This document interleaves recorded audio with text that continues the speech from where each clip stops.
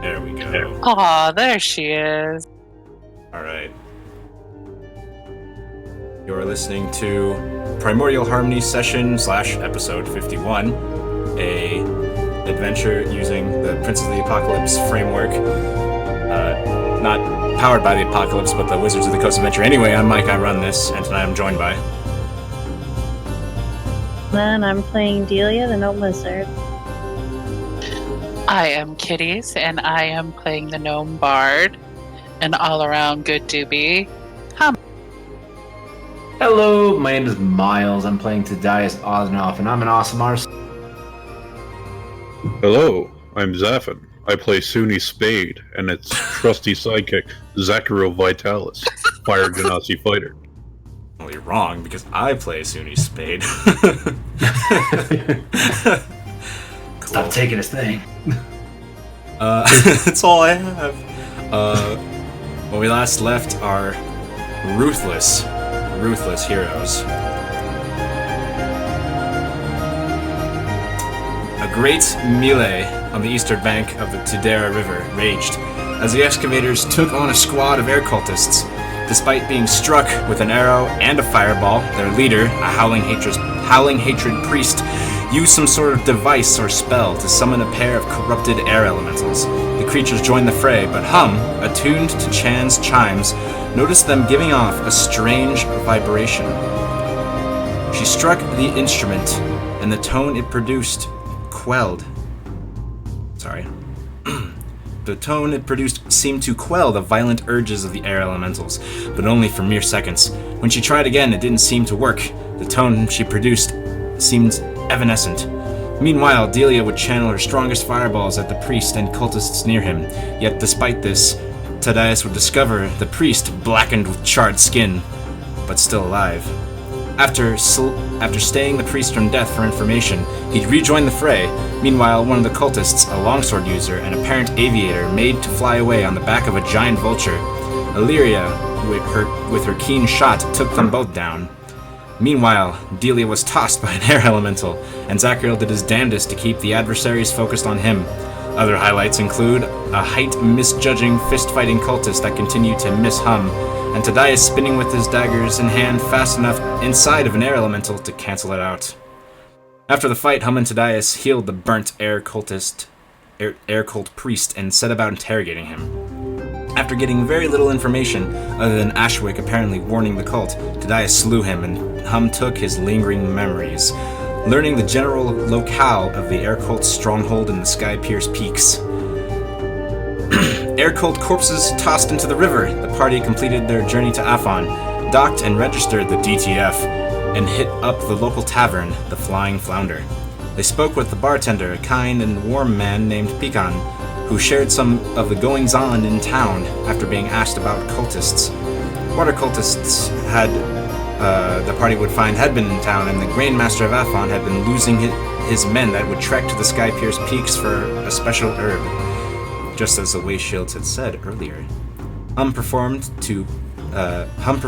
earning the party comped rooms and drink, while they spoke with a few other townsfolk, learning more of the missing herb gatherers, and the events with the water cultists. The story told by Kine, the air genasi, corroborated. The party also learned of a small market of traders that travel up from the south, bringing specialty goods, but for now, the tired excavators would take to their rooms and rest from their long day. We continue on the evening of the 15th of Kaithra.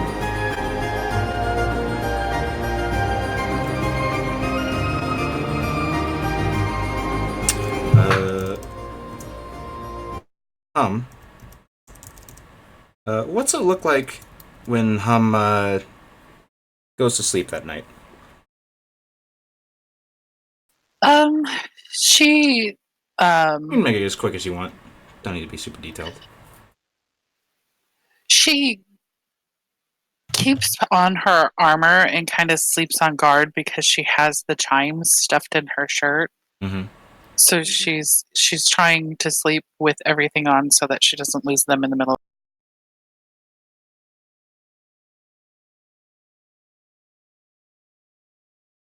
Okay. So, Hum, When you rest, when you fall into the sweet embrace of sleep, you are... Oh, I need to make the thing leave. There we go. You are awakened by the smell of smoke. No, I'm kidding. Actually, what happens is this. I need my ambiance.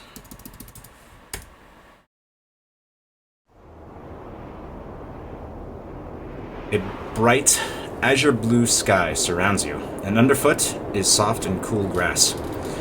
You look down to find that you're standing on an alarmingly small moat of dirt, maybe just 5 feet by 5 feet wide. It seems to be floating in an endless blue void.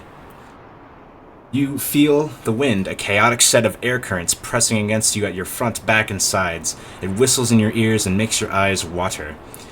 You feel the chimes, softly ringing, of their own volition against your breast.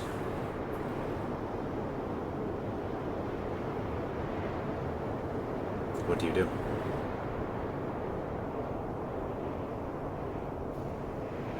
I pinch myself to make sure that I'm awake.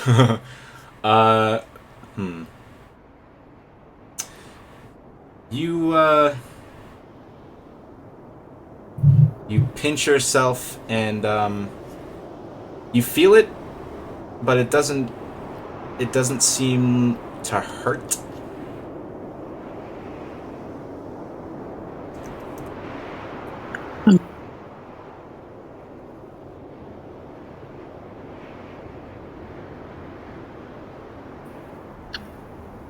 I kind of look down at the chimes, kind of pull my shirt forward and look down at the chimes and ask, how the hell are you ringing right now? The wind surrounding you gets a little bit more chaotic, and you feel yourself starting to sway a bit. I sit down. Okay, you sit down. The air continues to sort of beat at you, but you're a little bit stable for now. The chimes continue to, and it's not, you don't actually hear them ringing, it's that you feel them ringing.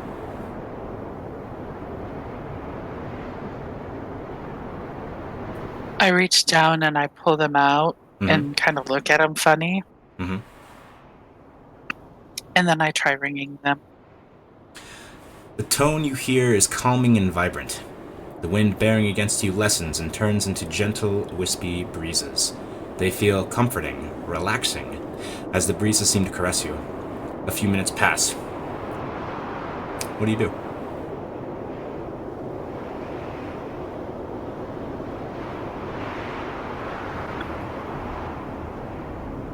I'm perplexed. I kind of lean over and look over the edge to see if there's anything around me. You don't see anything over the edge except just more blue void. When you look up again, I yell out and I scream, "Hello?" It seems to carry for a while, and you see a small white dot in the distance. It draws nearer and nearer until you recognize it as a bird about the size of maybe Zachariel's fist. It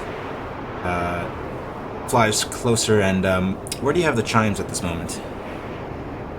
The moment I see the bird, I shove them back in my shirt. Okay. So it lands on the edge of this earth moat, and it just kind of cocks its head at you, and then hops over, and it flutters up in your face, and it pecks where the chimes are. And then it hops back and stands on the edge, and looks at you expectantly. What do you want, bird? It chirps. It chirps a tone that sort of jogs your memory, and you are back in the fight you just fought, where you rang the chimes, and in that moment, the air elementals calmed. And then it sort of like tilts its head toward you, or it, I don't know what it's called. When you like lean your head forward, but you keep it like at the same. Bird leans toward where you're keeping the chimes at your chest. Never mind, go away. It cocks its head again, and then ruffles its feathers as if to say, "No, that's not it." And then it plays the tone again. I cautiously reach into my shirt and pull the chimes out and ring it at the bird. Roll a charisma check.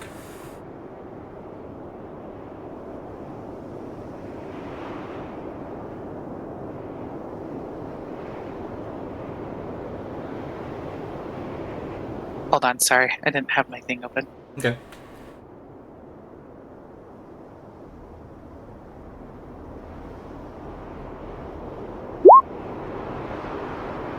The tone rings out. The white bird ruffles its feathers and looks at you. You feel utter admonishment from this bird. But it goes to hop on your shoulder, and then in a bright, clear tone, it whistles again. What do you want, bird? I shove the chimes back in my shirt. It ruffles its feathers again and then pecks you, as if that was not the right thing to do. And then it kind of scrambles in and tries to like put its beak into your shirt to pull the chimes out. I kind of grab it with my hands and I put the bird to my face and I say, "I don't speak bird." And I rang the chimes and you didn't like it. What do you want from me? And I put it on. And you what? I put the bird on the ground.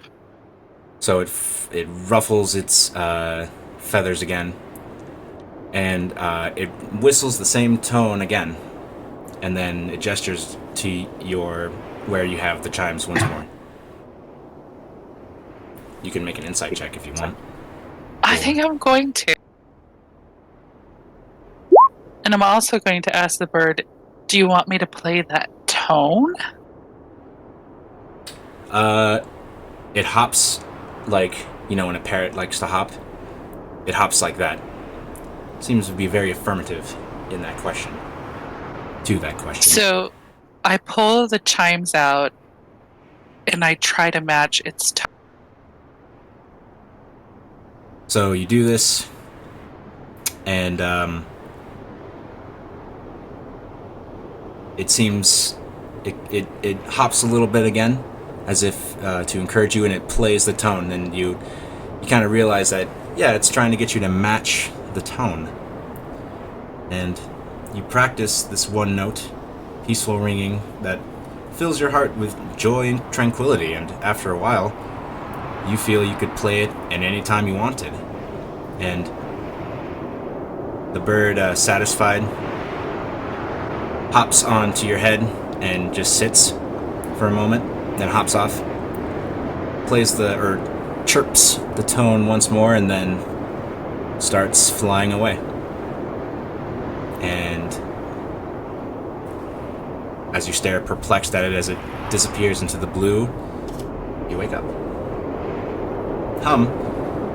When you ring the chimes as you did to quell an air elemental, you can use your performance check. Okay.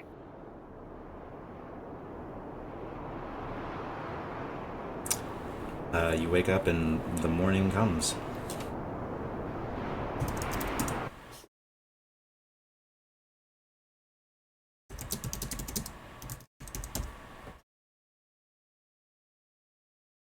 What are you guys doing?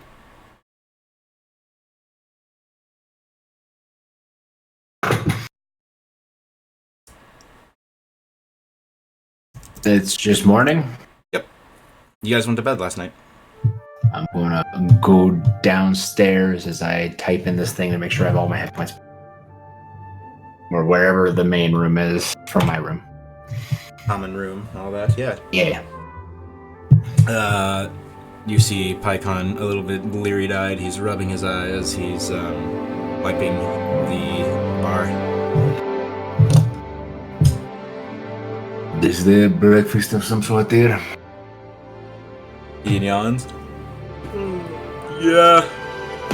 About 30 minutes. About 30 minutes. Do you need a hand cooking that? I mean, I was just gonna do it myself.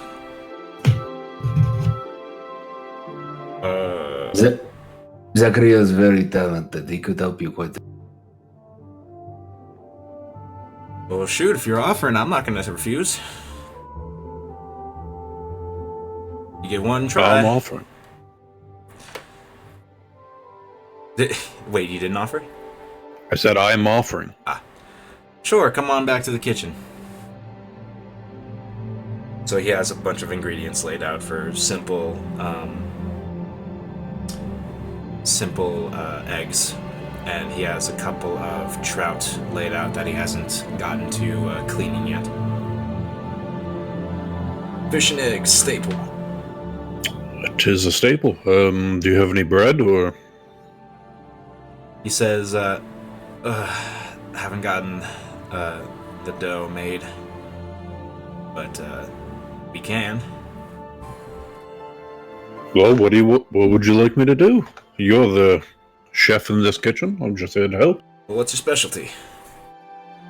Spicy. I mean, with in terms of cooking, you better making bread, frying. Mostly meats, frying, barbecue. He gestures to the eggs and the trout that is on the table. And he pulls out a sack of flour and grabs some water and starts making dough. Alright, I will clean the fish. Go ahead and roll survival. Alright, one second.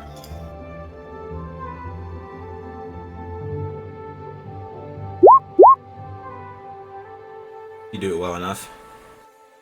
Zachariel doesn't know this, but some patrons might find itty-bitty bones in their breakfast today, but we'll see.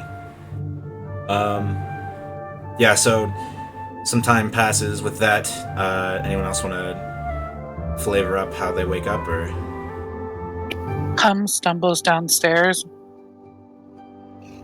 Sees Tobias sitting down there. Where's Zachary? He's making breakfast. Oh, I hope we get biscuits. Maybe. So what's on the agenda today? I don't know. I had the weirdest dream last night. To tell.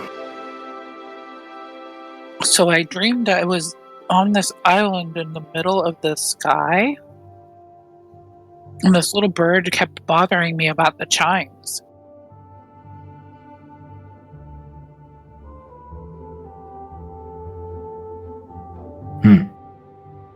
I'm wondering if I can do what this bird was trying to get me to do. It was trying to get me to play a certain tone. To just experiment. I mean, eventually you'll find something he likes, right? Then again, he's probably a figment of your subconscious. It felt different. Last time I didn't believe you. I got in trouble, so I believe you.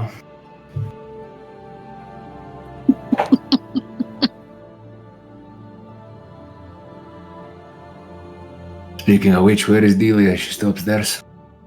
Illyria, just to get her in the picture, starts coming down the stairs. Valora trots down and sits near the bar.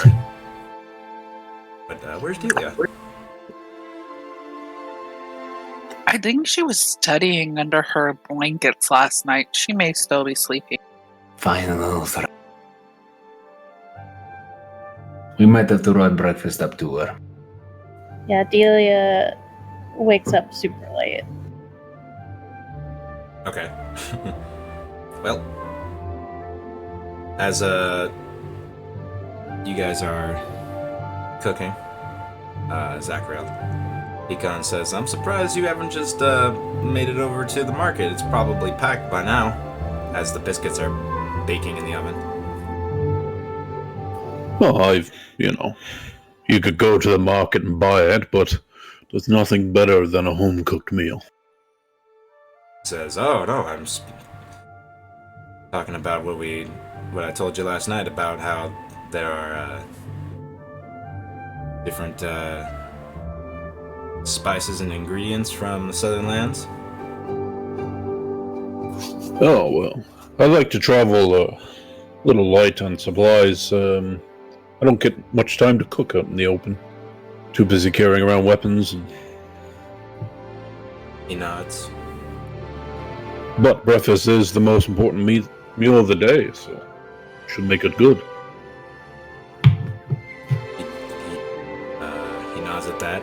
And at this point, you're probably done with batches of eggs.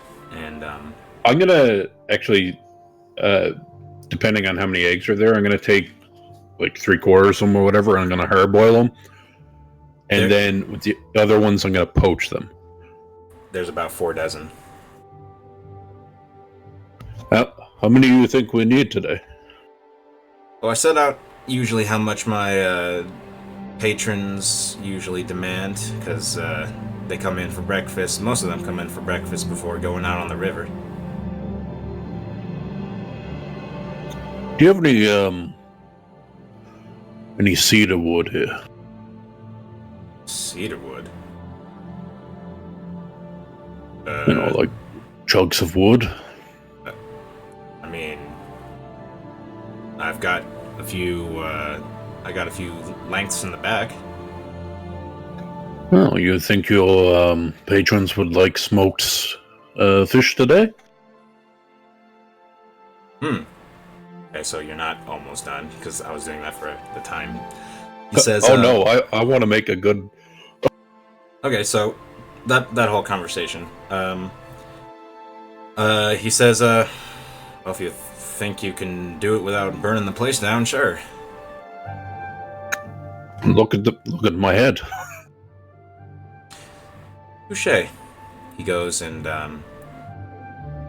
you hear what sounds like an axe hacking at wood for a minute or two, and then he comes out with a block of wood.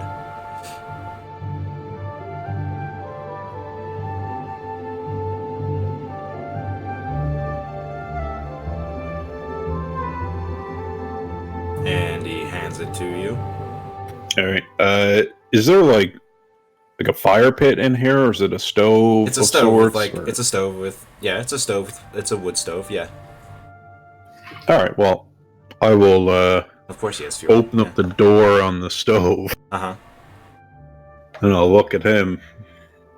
And I'll just open my mouth and produce flame into it. And ask you something else. Shakes his head and keeps kneading his dough. Because that's the point we're at right now. Hum pokes her head in the You start smelling this door. for sure. Hum pokes her head in the door, and she says to Zachariel, "Are you making biscuits? Because I really want biscuits." Yes. Got you covered, says Pecan, as he's kneading dough. She's jumping up and down and says, "Yay, biscuits! Don't knead the biscuit dough too much. It'll be so tough." Mm-hmm. And he puts it aside and starts cutting off hunks and arranging them on a sheet. Sometime later, the common room starts getting filled with patrons that are there for breakfast, and people start crowding the bar. And Zachariel, can you pull those out of the oven for me in about 5 minutes? And then he goes in the front and he starts taking orders. Will do. I just start humming. Alright, so, he starts serving breakfast to patrons, and he's pretty thankful for Zachariel's help, so you guys eat free. Pwah. I think about at this time it's getting a little bit late in the morning, so I would think that Delia might be waking up, especially to the sound of smoke or smell of smoked fish and baking bread. Oh yeah, she stumbles down the stairs and sits with everyone.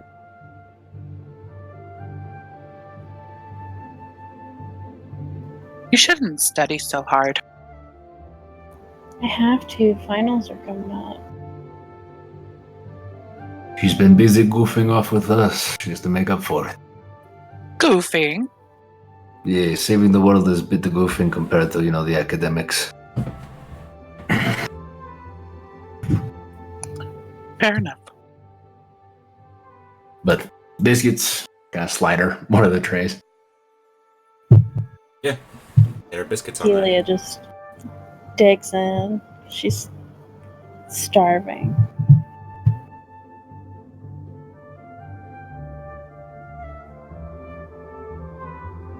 So it sounds like the plan is just to look around, check out the market, maybe go check out this island, but we already know where they are, mostly.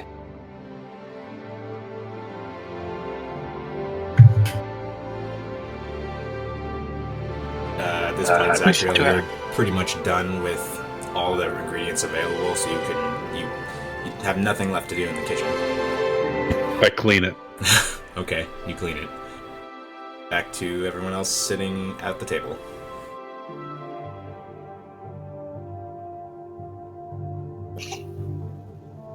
Should we go check the market?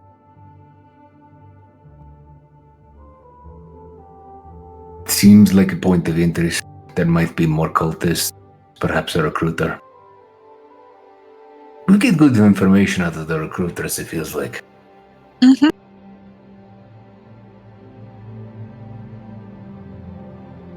Okay. So eventually Zachariel finishes. It's late in the morning. And by late in the morning, I mean like 9:30. Most of the patrons have cleared out by now. And Pecan says, "You didn't have to do all that. Gonna have to pay you for that." No. Think nothing of it. Says, "You sure?" I insist. You didn't have to give us the free meals either. True enough. All right. Appreciate your help. He goes to shake your hand. I shake his hand. Give you a hearty handshake.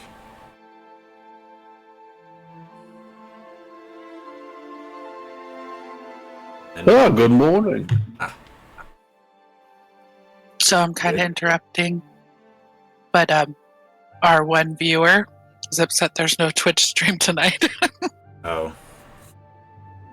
Well, my key is probably changed, and if I try to hit start streaming, it might not let me.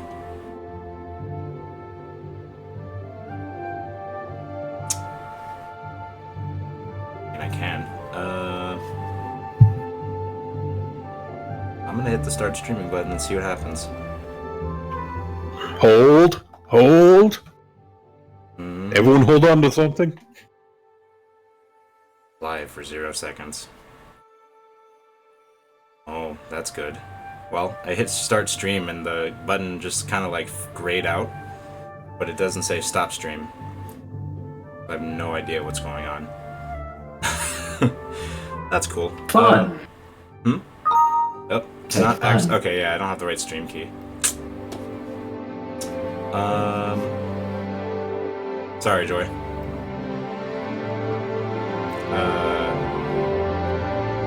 We're already 50 minutes in, so I'm gonna continue. So what do you guys do?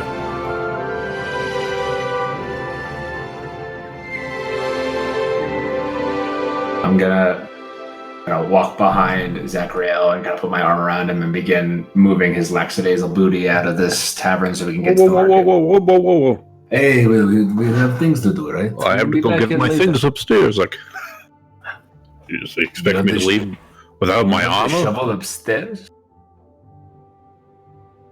I'm just wearing an apron.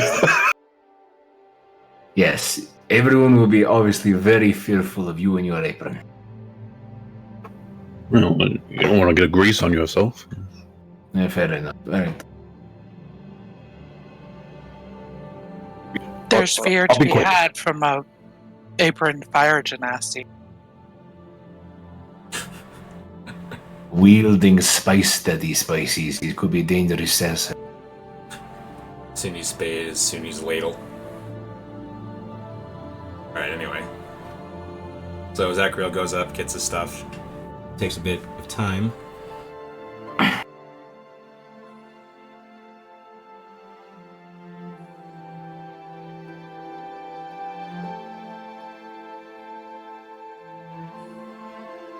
And then you're all together.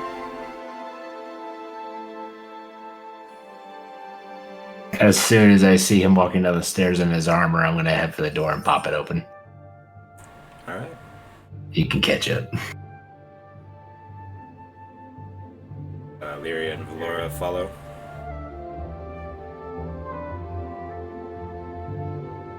Comes right behind. So yeah, we're gonna start heading towards where this market is. Okay. The water tread underfoot, or rather, the water is moving underfoot as you cross these bridges and head over to the west side of the river. And you do indeed see a bustling market. Bustling, sort of bustling. I mean, for its size, it's bustling. I would like to roll perception for a tiefling. A roll perception.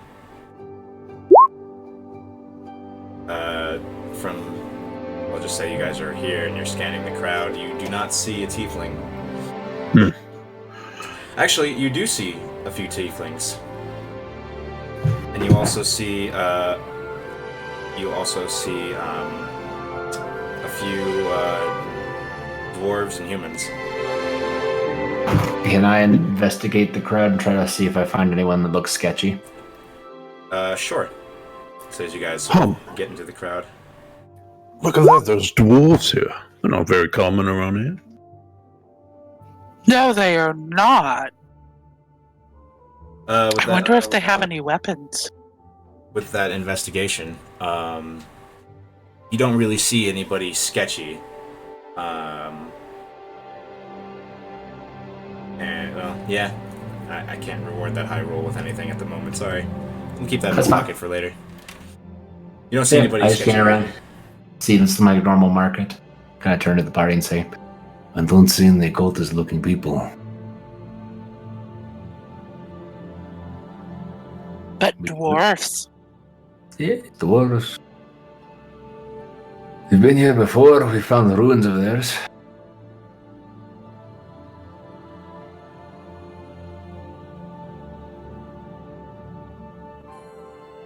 You do But see actually- you do see them selling metalwork stuff.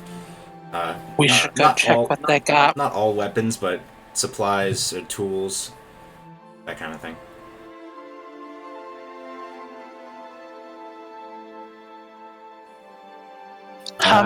Tries to herd the group over towards.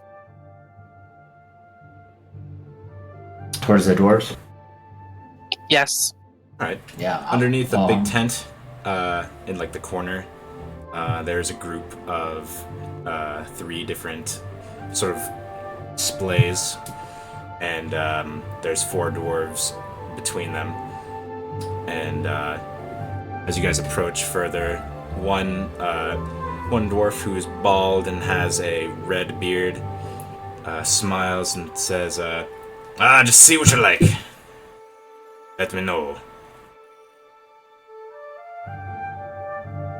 And on his spread there's very fine-looking tools.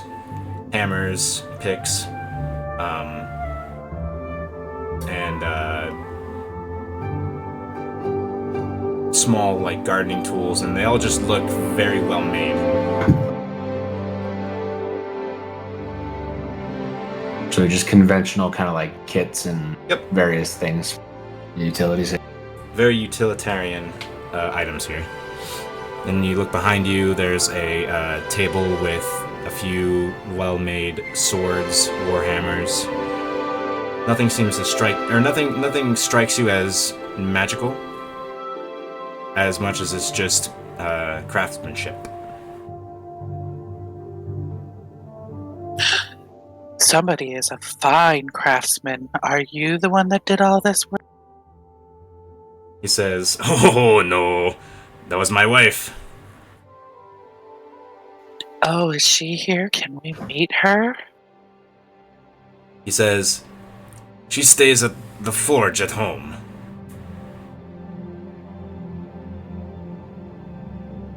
I bring them up north to the market here, but I don't venture any further in.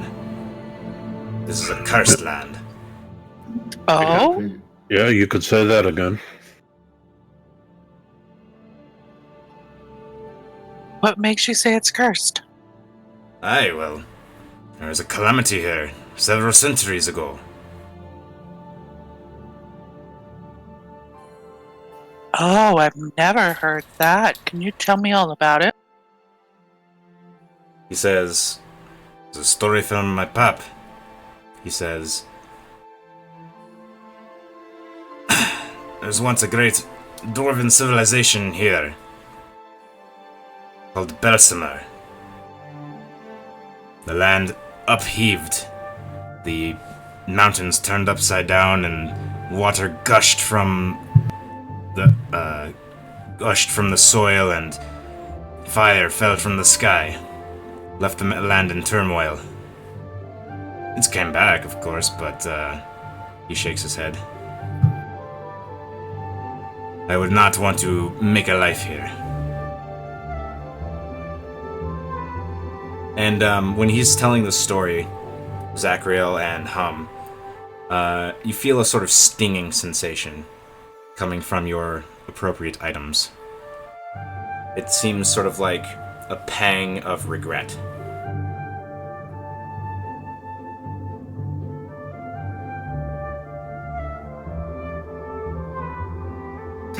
Your Wow. story moves.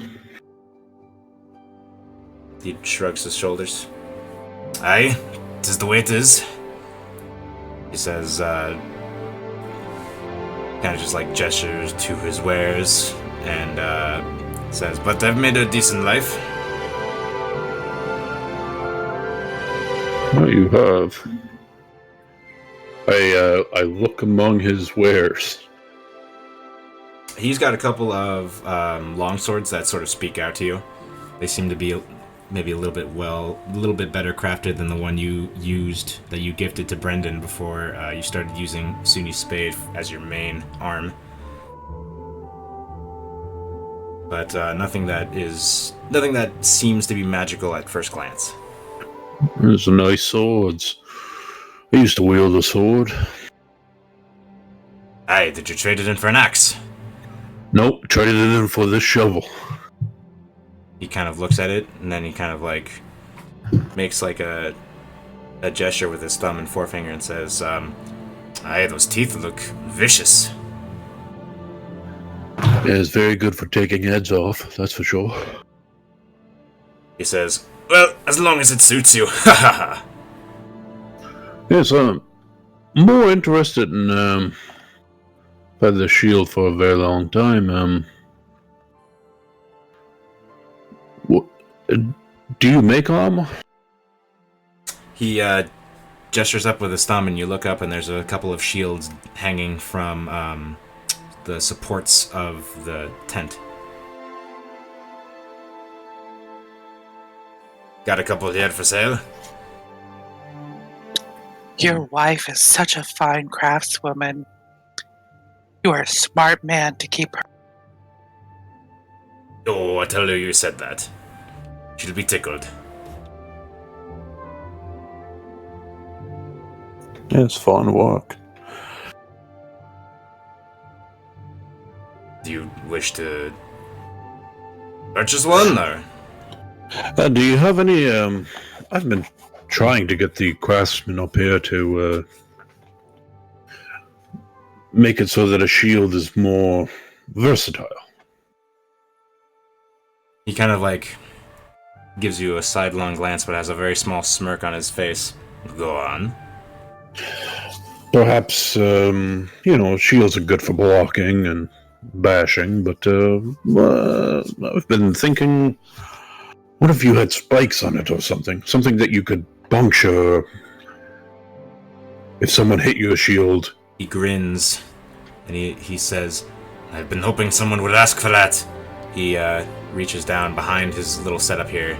He pulls out a shield, and he on the boss, so like that's the bump in the front. He says, or he points to it, and you see these very gnarly looking protruding spikes coming out of it.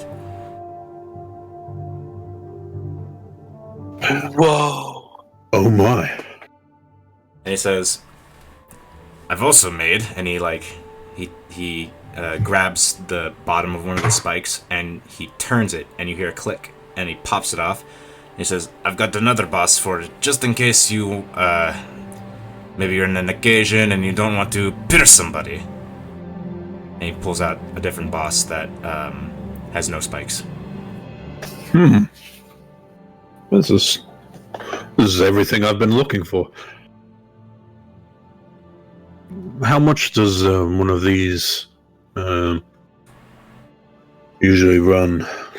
He says, for the distance we travel and the engineering my wife employed, 30 gold.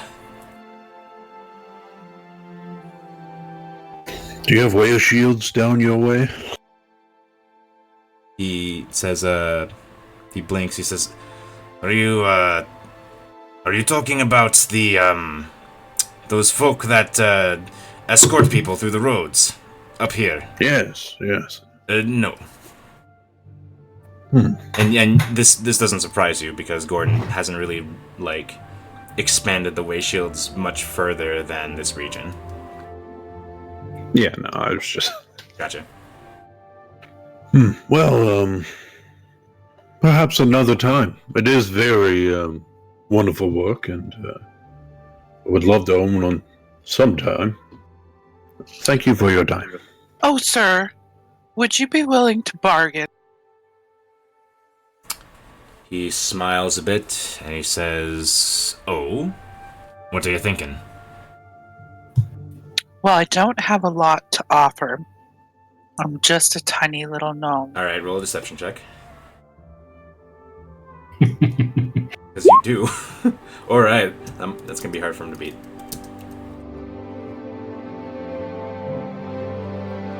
But not too hard for him to beat.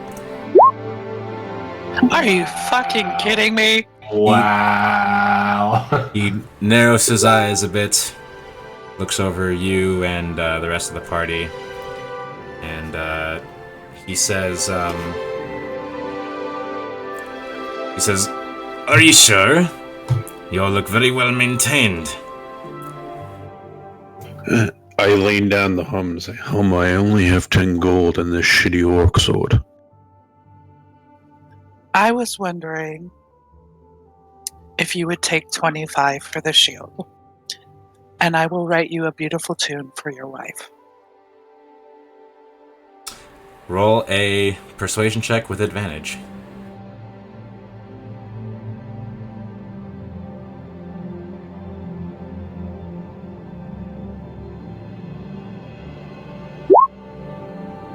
He cracks a big smile, and he reaches out his hand and says, you've got the deal. She hands him the gold. He was trying to shake your hand. That's the gesture he made first, but he does take the gold, and he hefts the shield up, and starts to gesture to hand it to Zachariel. I take it. He says, and here's the other boss. Hands you the boss. I take that as well. He says, are you going to stick around for a while, or are you going to... I will be sitting here until your tune is done. Okay, so what are you planning on doing?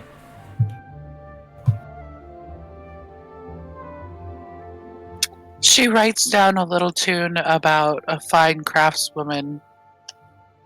Oh no, I meant Who- like, like so you're taking time to write something. Mm-hmm. Okay. I So promised him a song for his wife. yeah. So that'll probably take Hum, who is a skilled musician, probably about maybe an hour to bang out. Well, maybe less, maybe a half hour. Is anybody else doing anything here in the market?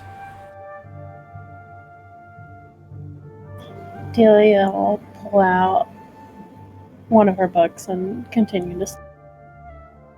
Kind of feeling pressured that everyone's looking at reading materials. I'm going to pull out the elemental, catchphrase book and begin working on my wind. Nice. Hum sits back to back with Delia, just kind of using her as like a chair. You know how people sit back to back so that their backs don't hurt from sitting straight? It's a cute image. What is that girl doing anything? He puts the new shield on his back and is just kind of like staring at the old shield, just like the scarred emblem.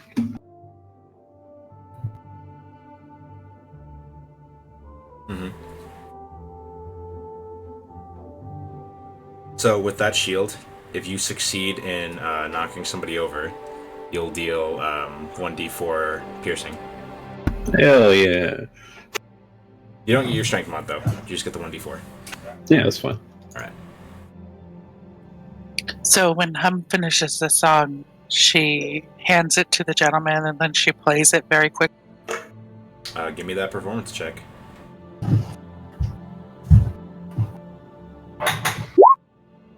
Ooh. He is over the moon, and he's like just blushing. And he says, "Oh, pray tell me your name." My name is Hum. He goes to he wants to like shake your hand again. He like reaches out. She shakes his hand. He yanks you off the ground and gives you a big bear hug. And Why, thank you, kind sir. "Oh, thank you so much." And then he sets you down. I want you to tell that gorgeous woman how talented she is, and that you are a lucky man to have her. His eyes well up a bit, and he says, "Sure thing. Appreciate your business." And perhaps someday, if we ever find ourselves traveling south, I would like to meet the craftswoman. He nods. And he says, "I'm sure she'd like to meet all of you as well." Perhaps when I'm a little more heavy of coin and can commission a suit of plate. I'll definitely keep you in mind. And he like takes a moment to get everyone's names. And if you ever find yourself having to travel to Fourth Stride, I want you to seek out Twiddles and Fiddles. And you tell the gentleman, the bartender, that you know me, and he will take good care of you. His name is Gizo. He's a good man. He nods. And he says, "Hey, perhaps this land isn't so bad. I'll keep that in mind." Master Dwarf, as you say, the land may be cursed, but its people are great. He looks like to the lot of you, and he says, "You've given me a very good impression. Very good impression." Also, if you find yourself in Forstride, talk to Gordon. He's the leader of the Way Shields there, and I'm sure he would like to work out a deal for maybe a large shipment of weaponry and armor. His eyes he raises his eyebrows and nods, and he pulls out a little notebook and starts jotting things down, and he says, "I will do this as well." You can tell him that Zachariel sent you. Closes his little parchment book.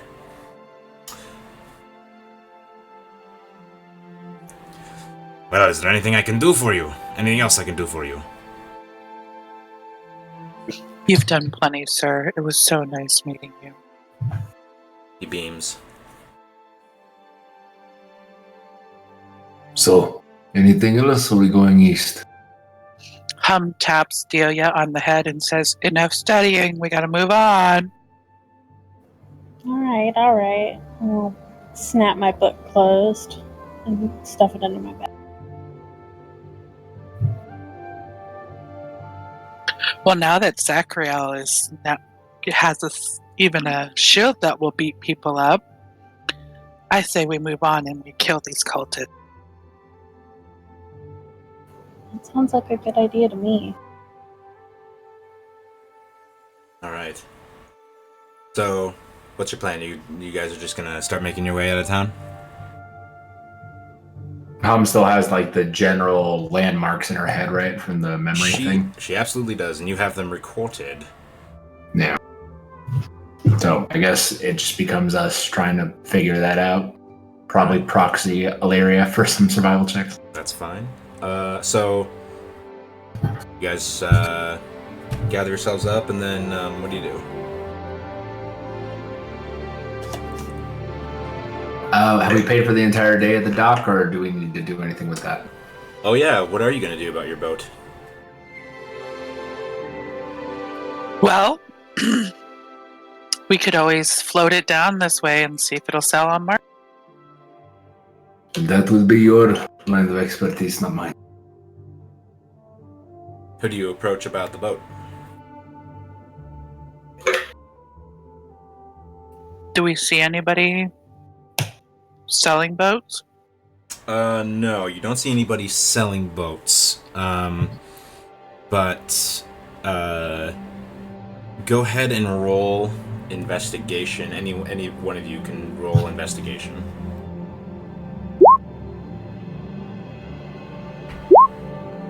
Oh. So it's Delia that as you're sort of exploring the market a bit more, there is a seller that has just a massive mound of supplies and stuff, but you don't see any cart that it could go on anywhere. It's just like a mound of it, and he's selling stuff, and it's actually a tiefling. It's not Spice Daddy, but it's another tiefling. And you looking at all of the stuff, the gear here, and you're in your mind, you're like, there's no way in hell this person could carry all this on their own. I'm gonna nudge Hum with my elbow and point towards him and say, he's got too much stuff and it doesn't look like he's got a cart.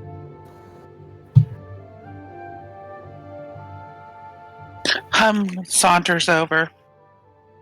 Oh, hi. Well, hi there. You look loaded down. His expression he grimaces a bit, looks behind him and says, yes, I'm gonna have to find a way to get my things back south. You didn't bring a cart or a boat? Oh, I did, but, had a bit of a accident and the whole thing sort of caught, and, it's immobile now. One of my fellow sellers here was kind enough to transport me and my supplies the rest of the way, but I don't want to... Well, I'm gonna have to bother him again if I don't find a solution. What if I told you I had a boat for sale? His eyes kind of brighten up. Oh, really? How much are you asking for it? Well, why don't we saunter over and look at it, and you can tell me how much you would be willing to pay.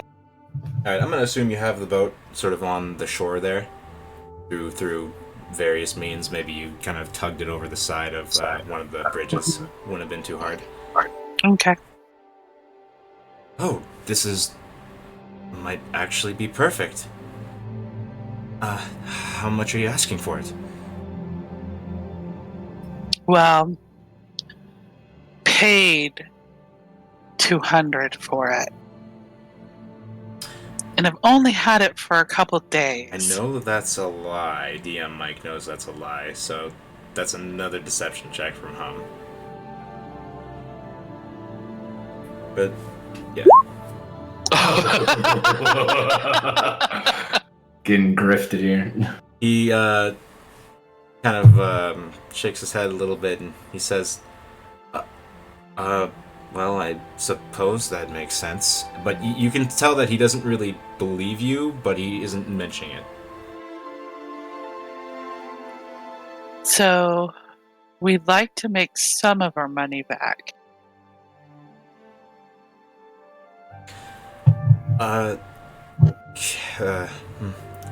Could I offer you 210? What if we went 175? Oh, that's kind of you. Well, I see you're in a bind. He kind of like blinks for a little bit, then looks at Hum, then kind of looks at Tadias if he's there, and says, then kind of like feels in his coin purse. I think that'll be okay. Yes, I'll take it. Sounds wonderful. So the exchange is made, and he says, well, thank you kindly. No, thank you.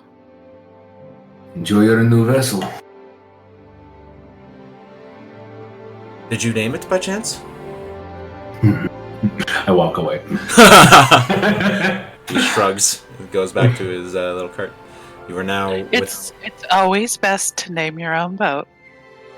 True enough, true enough. I think I'll call it, Serendipity.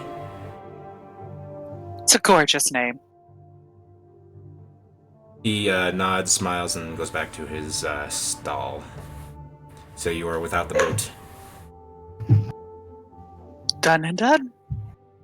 What's next, gang?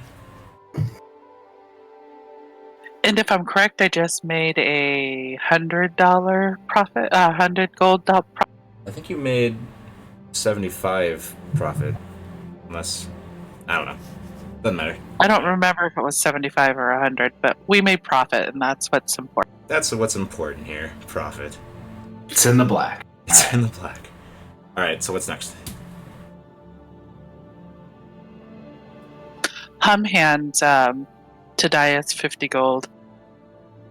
Why?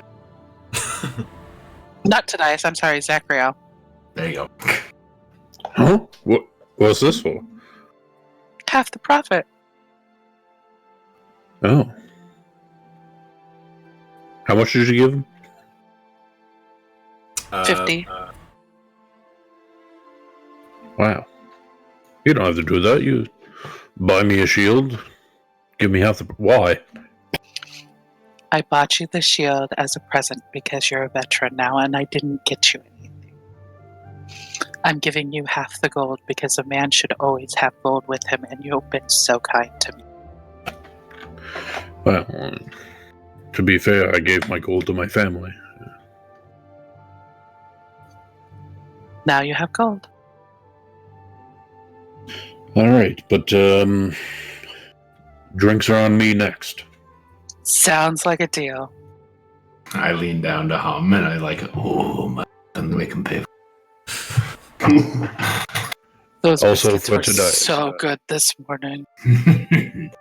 So, we have a bunch of very evil people to root. Should we? Let's start rooting. Alright, so getting across to the eastern bank isn't really that hard, as there is a person on a boat that has a rope attached to this bridge here, and the bridge here rotates through the water, and it rotates so that you can get on, you cross the bridge, and you find yourselves on the eastern side. And I assume you begin to leave Afon.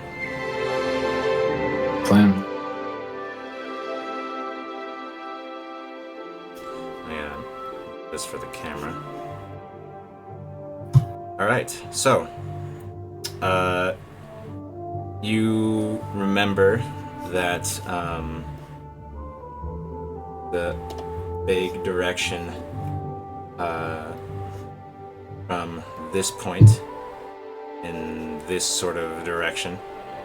So, what route do you take to get to the Skypierce Peaks? Do you just beeline it there? Why not? We can follow some natural geography and make it hard. But mostly. So, let me do some calendar work here. Alright.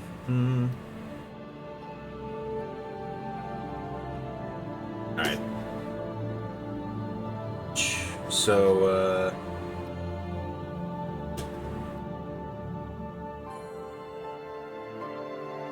beelining it to directly from Afon. How'd you do that?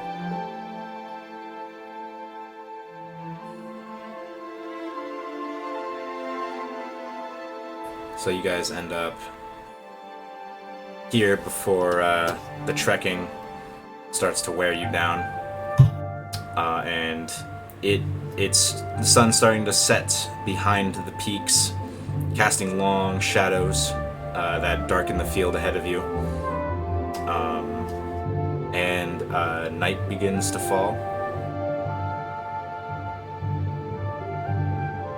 And Hum's tummy starts growling.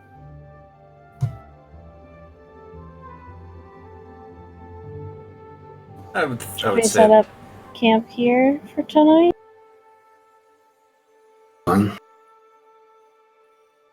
you guys set up camp. Maybe Illyria hunts or has Valora hunt a little bit, and Zachariel makes a small roasted rabbit. Not small, but small enough to where you're not dealing with leftovers or anything. And during the night, during watches, you don't get accosted, but I need to change the music for this probably. I'll change it back. Nobody accosts our sparkly bubble. Doesn't seem that way. I just assume it's sparkly. Is it? Only very lightly sparkly. Not like overtly. Well, during the night, in the distance, in the grasses, on your watches, you do hear the soft laughter, chatter of hyenas. But whatever they are, whether hyena or knoll, they don't seem to approach. And the night passes without any other incident, unless somebody goes out to hunt them. I'm enjoying the bubble. Night passes, and another day. How can I not? What's the command for going back? Previous?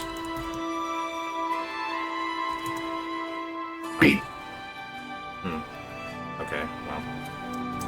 Anyway, the night passes, it's morning again. Another day of travel passes as you cross the plains with the sun at your backs. Oh wait, no. The sun doesn't set against the mountains. I totally got that wrong.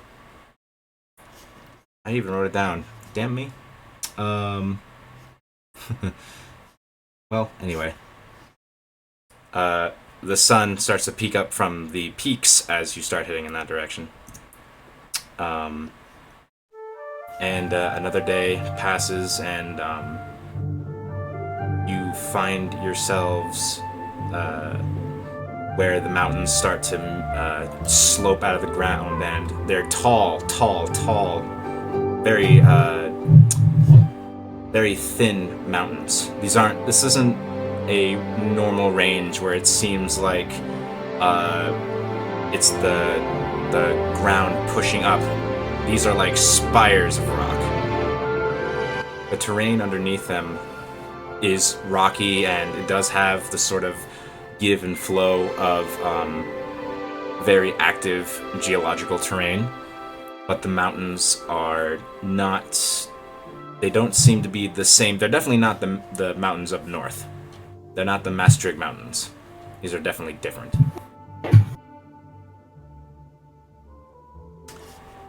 So here, at this point, in order to find your way, we're gonna need a survival check.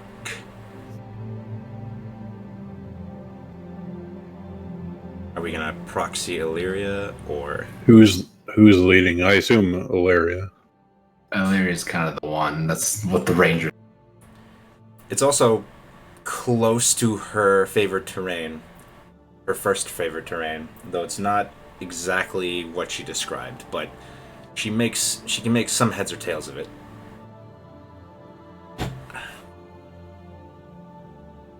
So I think you've got the sheet, kiddies. You want to roll it? Yeah, I'm pulling it up right now.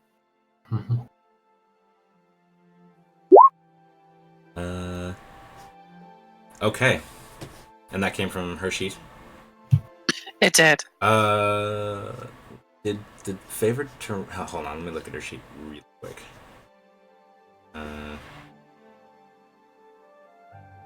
Oh, she doesn't have survival as a proficiency.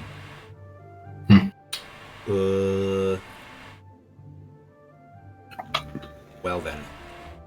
I do. You do. Yeah, you can. I mean, well, you guys need to decide at the outset who's navigating. So it would have been Illyria. If you guys were following Illyria, go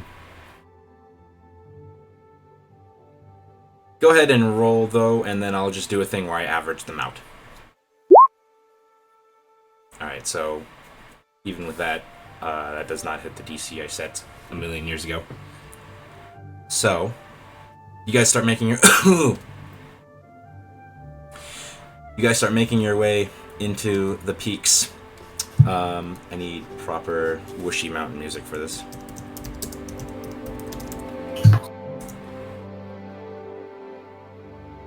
Perfect.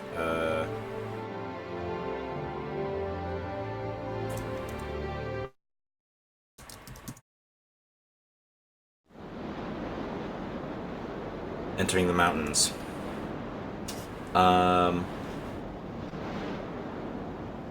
So there's a little bit of conflict between Zachariel and Illyria as you guys make your way in, and it's hard to sort of tell exactly where you are. So I'm not going to move the party marker for now. In fact, I'll just put it on the GM screen or the GM layer. So you start getting your way in there, and there's a little bit of push and pull between Zachariel and Illyria, and near the afternoon,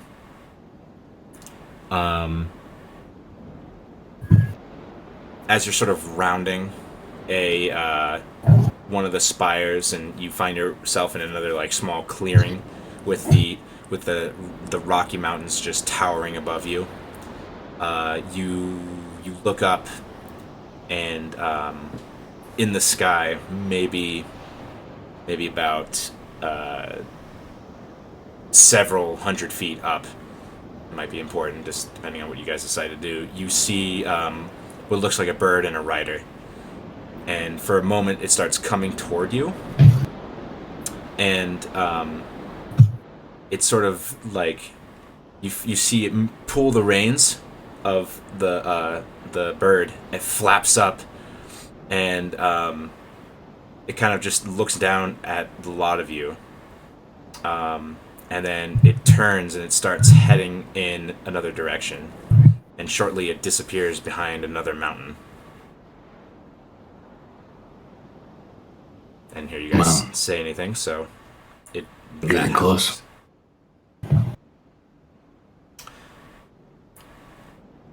you continue making your way through the mountains, and it starts to get dark quickly because of how high the mountains are up. The sun sets and it's dark. You do see for a few moments that as the sun hits the western side of the little clearing you find yourselves in, it sort of makes the mountaintops glow a little bit, but then that fades shortly. What do you do? If we're going back into like short rest or long rest time, I want to use my cartography kit and try to map out the path we've followed so far, so we don't go in circles. Absolutely. That's So I definitely just kinda something. That's something you can be doing, because it's one of the passively, activities. Yeah. Cool. I'll be passively just kind of marking things, drawing little sketches, making sure that we're not like chasing our tail while we're doing this. Right. And Delia, as you guys are sort of setting up camp, and right before you cast your hut, you guys hear the shrill of some sort of bird. And you look up, and it doesn't look like a massive bird or anything, but there's something flying towards you guys, and it takes a dive toward Delia. And then Delia squeals and like covers her head. And then when it gets to you, it sort of just flaps in your face. And then it stands on the ground. And this bird is big enough to where it's about 3/4 of her height. And it just kind of looks at her, cocks its head, and then and you see it hacks up a fish. And the fish starts flopping around. And then the fish starts hacking and coughing, and then out of its mouth comes what looks like a roll of parchment. And the bird just flies off, but the fish kind of stays there, like gasping for air. Is there any water nearby? Nope. So we have to sit here and watch this fish suffocate. I mean, not necessarily, but I walk up and I smack the fish against a rock and I say, "Hey, Zachary, I got dinner." It just fell from the sky. How fortunate. Yeah. Delia will like gingerly pick up the parchment, like with it's all slimy just her and thumb gross. and index finger, and she'll open. Don't you have prestidigitation?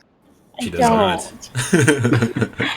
I regret not learning that spell every day. It's so fun. I love it so much.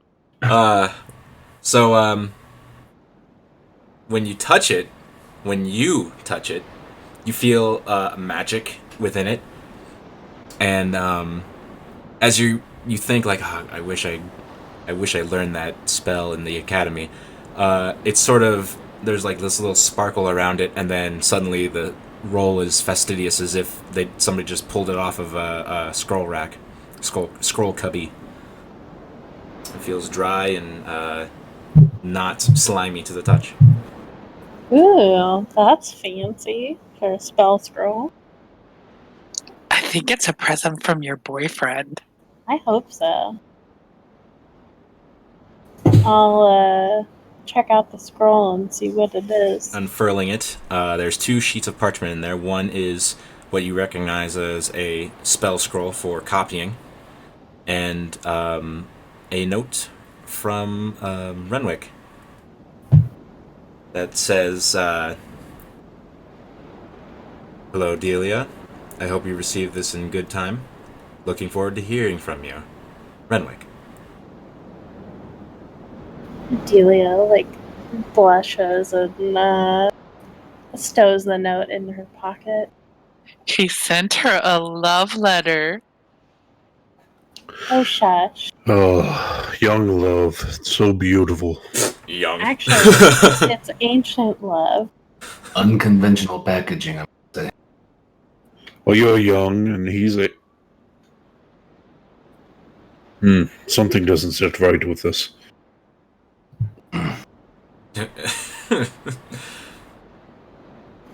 As Zachariel starts frying up the fish. I'll cast Since the we're- tiny hut and then spend some time copying the spell into my spell book. Alright, so what's the rule for that? Is it like 3 hours per, or is it like an hour per level?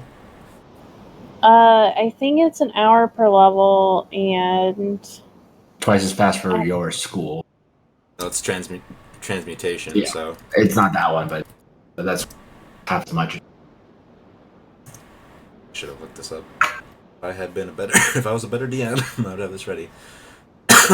I'm off. That reminds me, I can make stuff on my long rest too. I'll use some of my raw materials and make another oil flask. Nice. Just want the darn rules.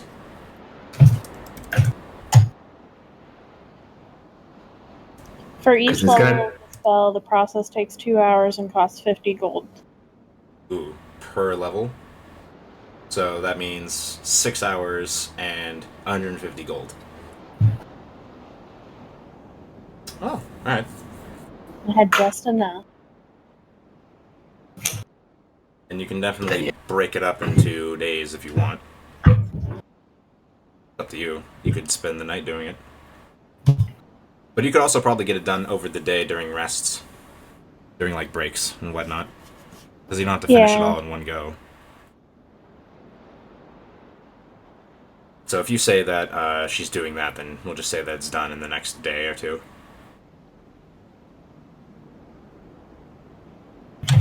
You pull the inks out of your pack and set to work. So, this night in the mountains is quiet. Some wildlife scampers around a bit, but it's mostly a quiet, windy darkness.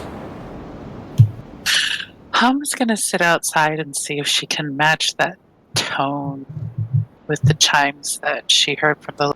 Roll a performance check.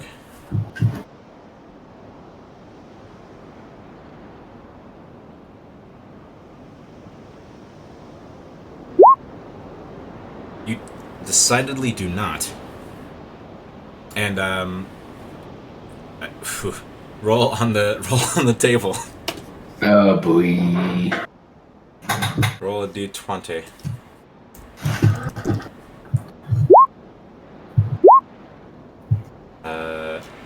Magic items.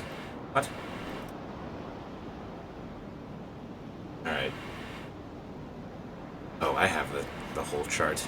Did you roll anything new? You cast enhance... No, it's you cast enhance ability. Cat's grace on yourself without any components other So than... you're frustrated, but you're suddenly very nimble. D&D.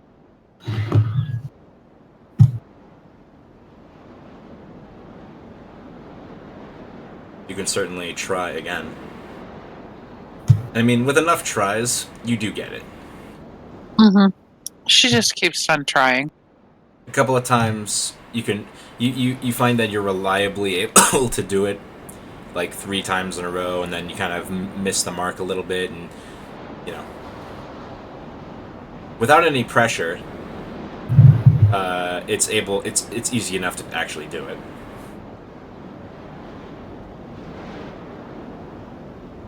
Match the tone that you heard in your vision / dream. Mm-hmm.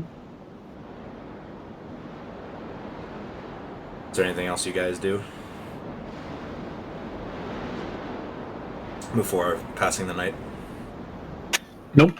Nothing stands out. All right. I run up to everybody and I say, "Look, this is the tone that I heard from that dream I was telling you about today." And I ring the chimes at everybody. It's a very calming note that she produces. Sounds very soothing. Might be useful one day. All right. So the night passes. The day comes, and it's that dim sort of, the sun is rising, but there's a massive wall of rock in the way. And you guys start making your way around and looking for these locales, these landmarks. Go ahead and roll survival. Does Zachariel sort of take the reins here, or Yeah, I'll take the reins. okay? I think we should go this way.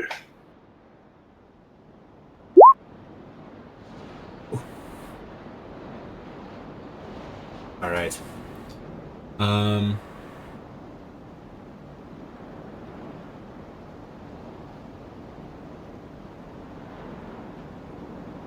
Oh shoot! I'm not even looking at the right notes.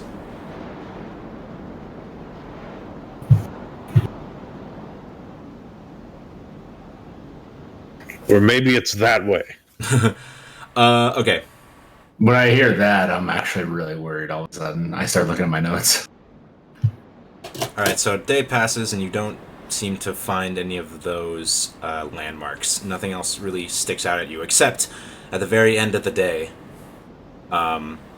Actually, before the very end of the day happens, you're crossing this field of boulders. The mountains are sort of up against you, and peeking out from behind, or not peeking out, but just sort of coming out from behind one of the mountains is what looks like another flyer, another individual on a flying creature. However, looking at this flying creature, it looks a lot more fearsome than the bird that the other person was on. And it starts to zoom down at the party. I'm going to take you to the page, and then I'm going to have you roll initiative. So it's about 300 feet away from the party at this point, as it starts zooming down. As it's kind of approaching, I turn to the rest of them and I say, "Keep them alive." Should I try the chimes? Whatever keeps them alive. Roll initiative.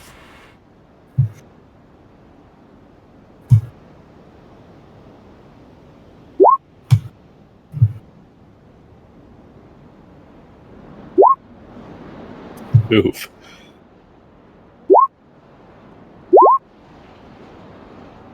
I'm getting there.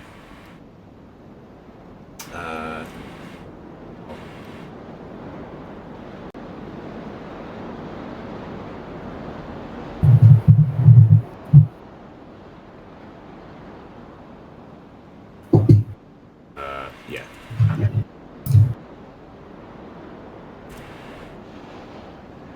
Oh, roll 20, you chug. Chug-a-lug. Chug. Chug. Shoo, shoo. Alright. So, actually, yeah, it's just going to be his thing, so...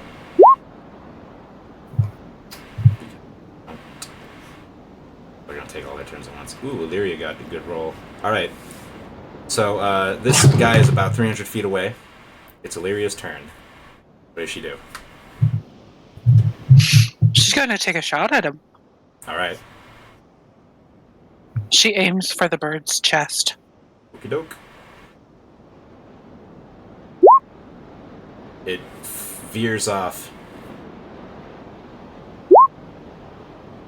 She takes 2 shots, and the creature kind of zigzags around the arrows skillfully.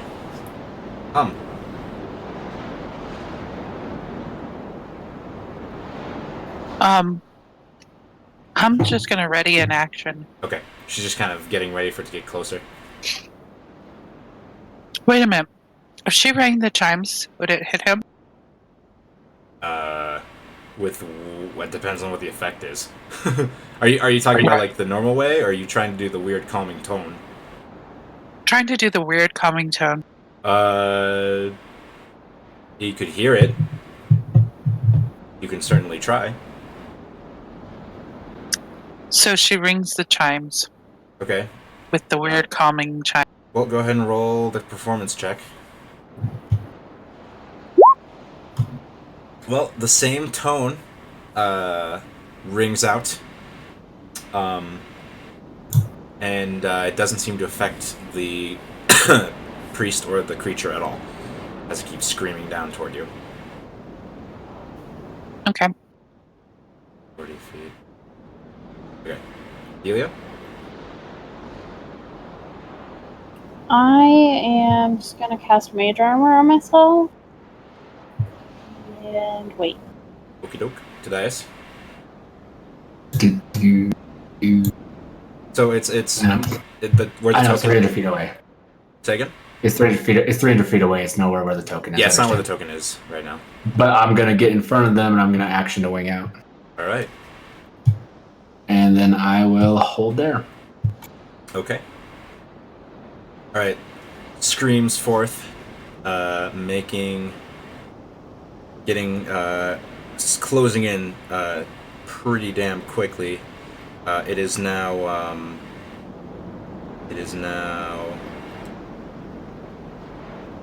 I gotta do math.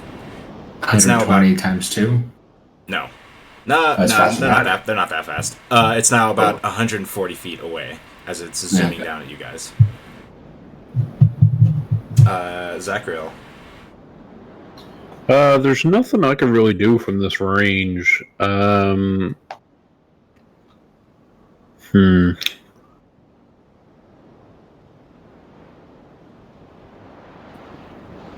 I will draw my shovel and shield. Take the dodge action. All right. Illyria. Illyria is going to take a couple more shots at it. Okie doke. That is a hit. 15 piercing. All right. That is a miss as it goes wide. Hum is going to she's going to ready her crossbow for when they get closer. All right. Anything, Delia? I'm going to ready some magic missiles. Okie doke. Dice. I'm gonna float up 30 feet, making myself the most inviting target, and then I'm going to use action to dodge. All right. The what is starting to be very obviously an air cult priest and his mount, which some of you might recognize as a wyvern,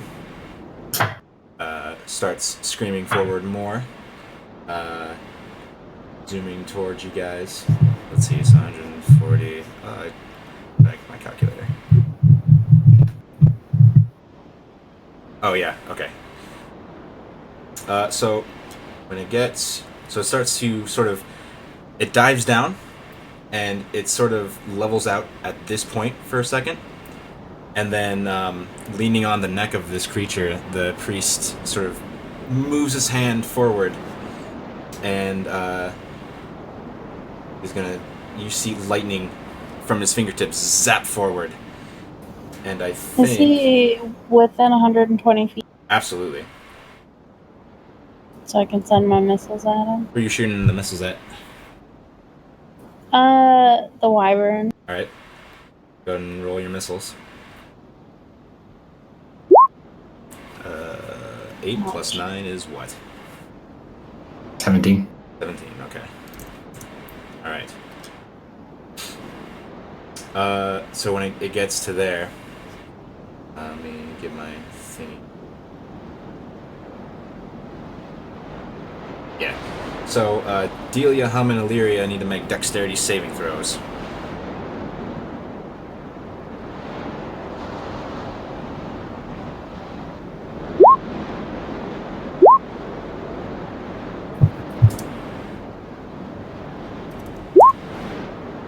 Alright.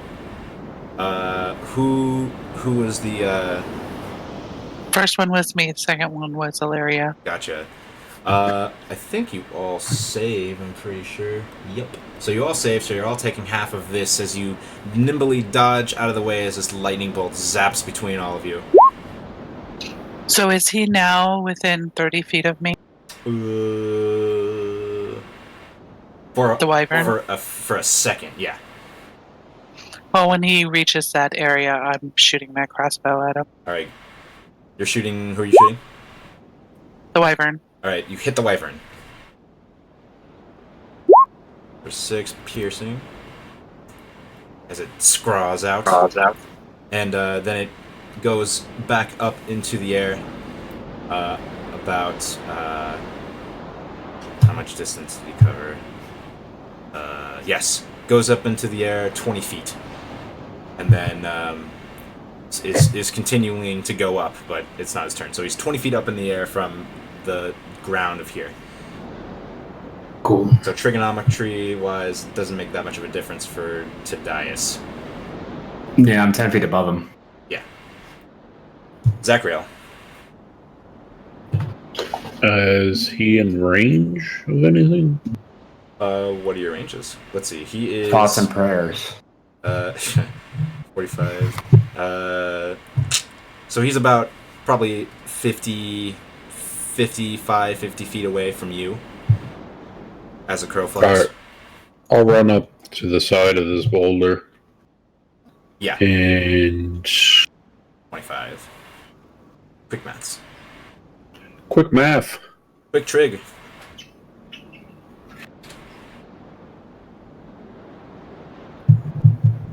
I can't really hit him.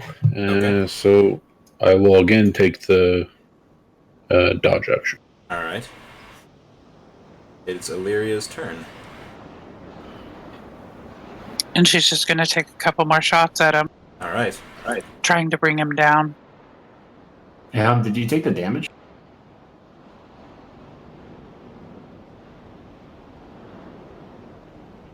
Oh yeah, did My you? thing is my thing wigging out, or did you not take the I don't see it half-life either. one there? For what? For the lightning bolt. Oh, You I saved missed lightning it. bolt, I'm you still sorry. got half damage. What was... Oh, it's half of 29. 14. Yeah.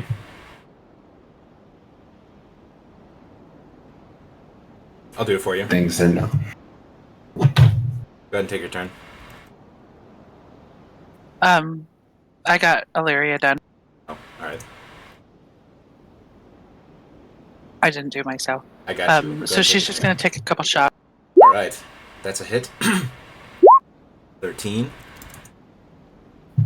And a couple of arrows are jetting out of this wyvern. It scries out in pain. That misses. It keeps climbing up. The priest kind of... You can hear a slight grunt coming from it.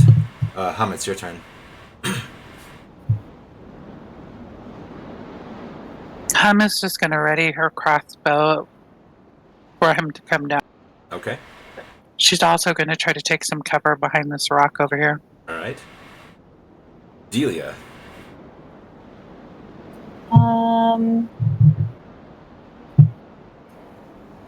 Sure, let's just throw a fireball at it. Ah. Alright, dex saves from them both. DX and EX. Alright, so what's that? 25 damage. So you hear a scream of pain.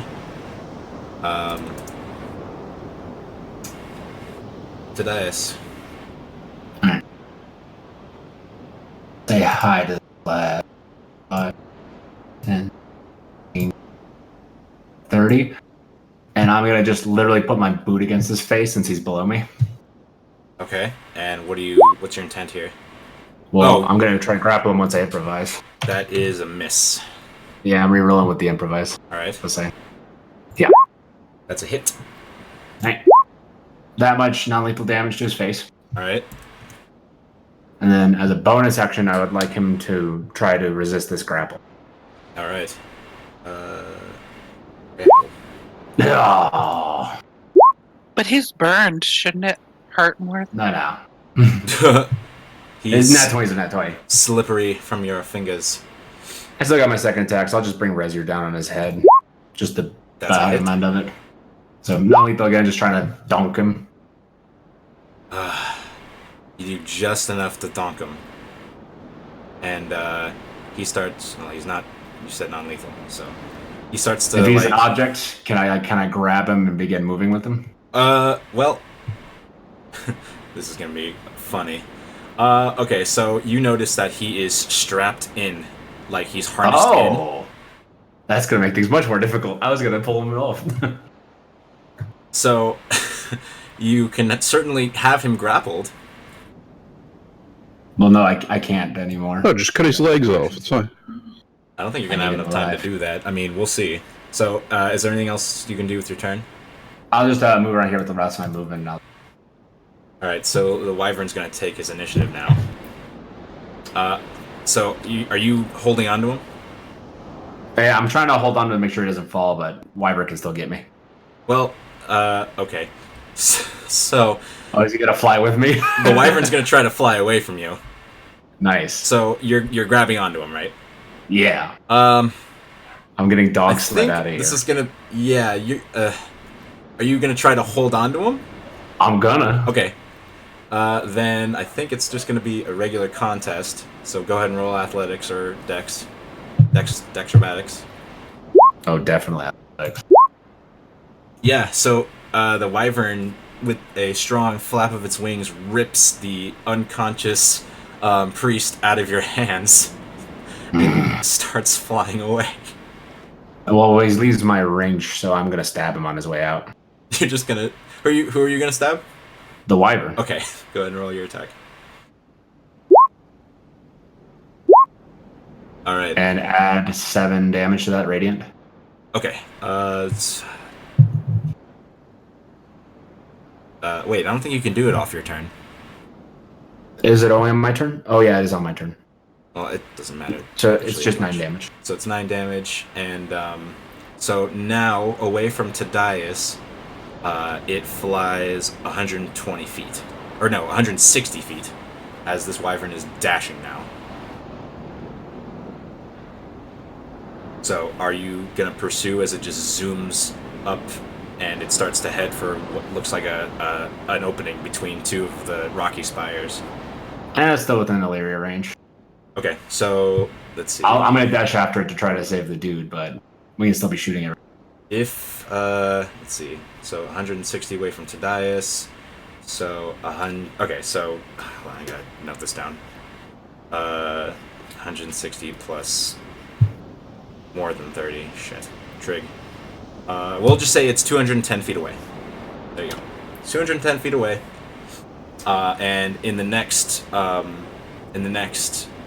90 feet. So basically, in the next turn, it's going to slip around a pair of spires and be gone. So Zachriel, you doing anything? You're just kind of watching in awe. I mean, I'm watching, but I am trying to pay attention on the direction it's going. Gotcha. Illyria. So Illyria's going to run forward, and she's just going to take shots at this guy trying to get him. All right, go ahead and roll him. Ooh. Are you fucking kidding me? The wyvern in its pain state is just erratically flying in zigzags. Is there anything anybody else can do about this at this point? As it is about 110 feet away, or more away from the entire party. I can get within... Like, I lose, what, like 30 feet of ground every time? It's 140 or 120? A wyvern's... So, we'll make this clear. A wyvern's speed is 80 feet flying. So 80 times 2 is 160. Gotcha. So with my dashes, I can only go 90 feet. Yeah, so you wouldn't be able to catch up with the wyvern. Can I fly, like, directly up and get sights on it to see where it's flying to? Absolutely. So that's going to be my next. All right. Honda's going to run forward and try to hit it with some magic missile. Nice. What's the range on magic missile? 120. Oh, it's way farther than that. 210. Okay, never mind. Sorry. I was trying to grab him. I couldn't grab him in time. So yeah, Tadias. All right, so we'll just narrate this. So you zoom up to get sights on this guy, and it disappears for the rest of the party. But Tadias sees it going for a little bit longer, and you sort of note the direction it's going as it sort of veers around another rock face, disappearing from sight. And around that point, you run out of you run out of Yeah, flight. we get floating down. Yeah. I think you fall.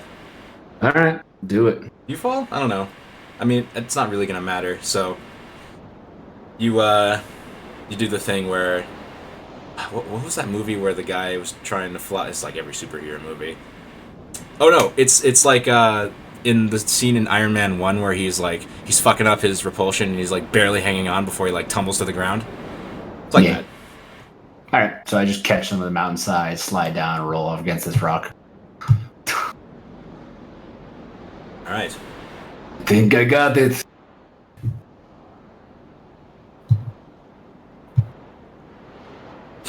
I really need to invest in an actual spell. In an actual what? A spell. So I begin trying to find a path towards where I saw the wyvern disappear. Okay. Tracking it as best I can. So it takes a bit of doing, but with what you've seen, it's a lot easier to sort of figure out the direction to go. And you you make your way for a little while, but then night starts to fall, and another day passes. You guys set up camp and all of that stuff, and go to the calendar page. And that was the end of the 17th. And now it is the 18th of Kython. As you guys are in these mountains making your way. Anything of note you want to talk about that evening? Delia copies more of the spell. I had him. I had my hands on him. He just slipped out. Don't beat yourself up about it. No, I wanted to beat him up about it. Illyria pets Tadias He- on the shoulder and says, "It's not. I missed it. Just wait." He's not dead. He's going to tell them all we're coming. We're going to be walking into an ambush anyway we turn. Well, we were never good at sneaking anyway. We're not known for our spell. Mhm.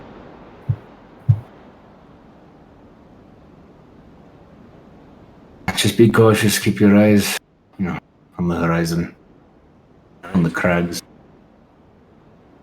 Besides, if they come out looking for us, they're only going to lead us back to their base.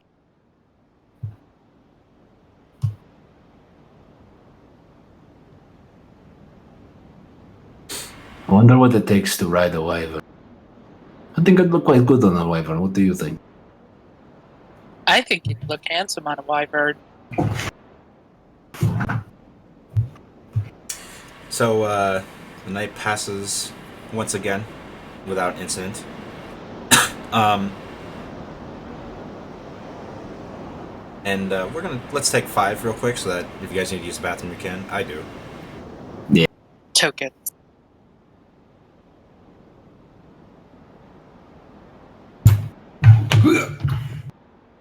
Ew. Hey yo! You guys ready to continue? Sure, I like it. That What was that? nothing. Okay.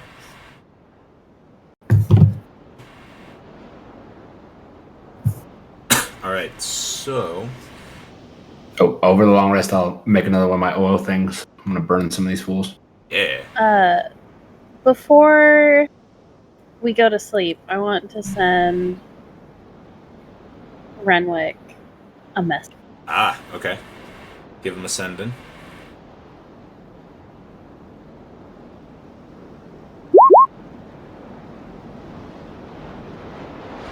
wait, 1, 2, 5, 6, 7, 8. 9, I think it's 24, and I want to 25. put a little.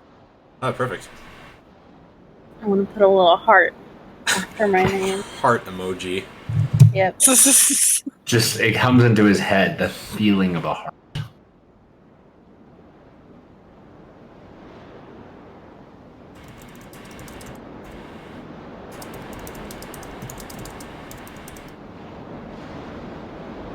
Are they having like a forbidden love text message relationship during long rests? I don't know that it's forbidden. Yeah, fair enough. They're just long I don't know. rests. He is a lich. But he's Yes, a good so- lich. But he does require souls to sustain.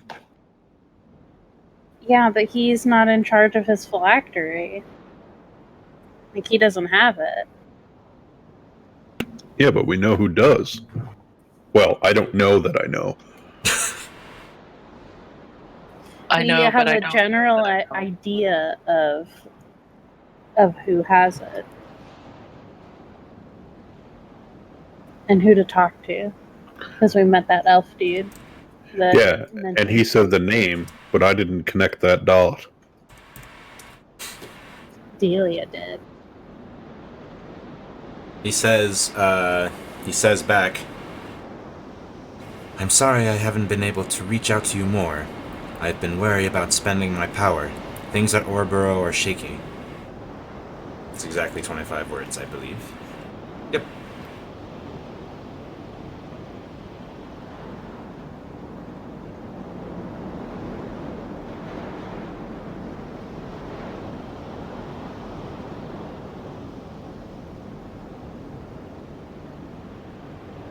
What do you think he means by shaky? Did Delia say what he said? Yeah. Okay.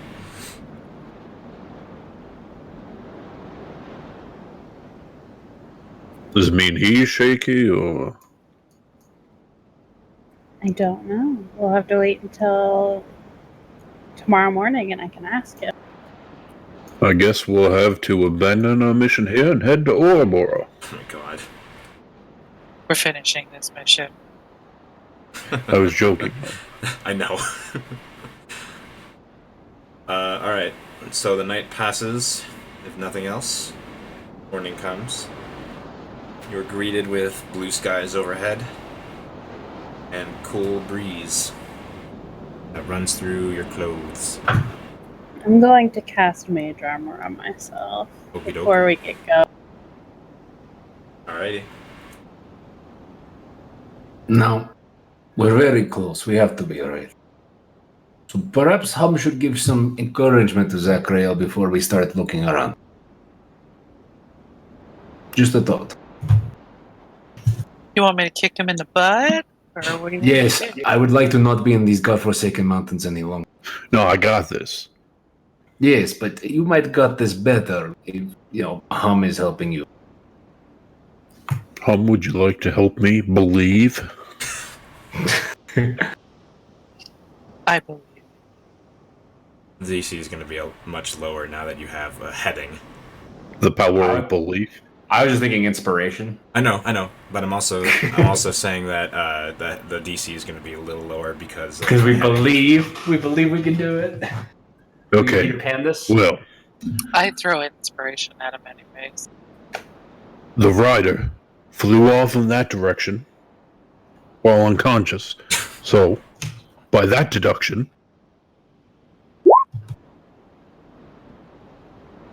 what's the inspiration die?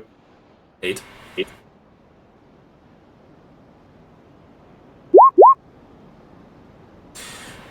So, about an hour into the day, as you're making your way through these more of this terrain, going over and around these spires, not like over a spire, but like where two of them meet, and it makes kind of like a pass.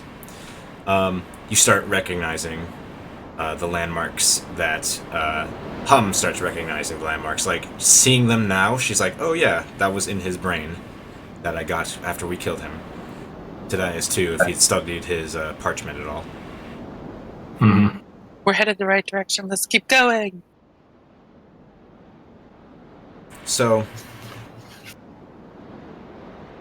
a little further in, maybe about 20 minutes, you round a bend, and you see what looks like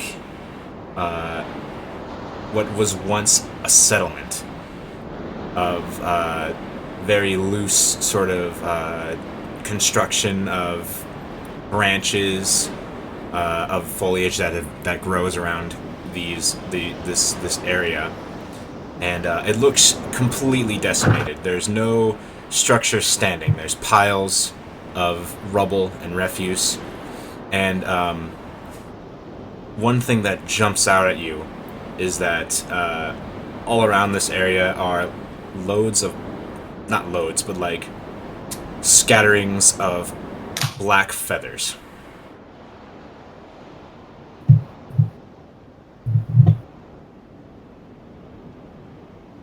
Can I examine the feathers and see if I can figure out what kind of animal they came from? Absolutely. Would that be nature? Yep. Is anyone else doing anything as Tadias is examining this feather? Tadias, that looks like a bird feather. You're right. Oh my gosh, I'm so glad we have you guys with us. We never figured out they were bird feathers. We must be getting close. Certainly looks like bird feathers. However, these are not the same feathers that were on the giant vultures. Do you think bigger or smaller?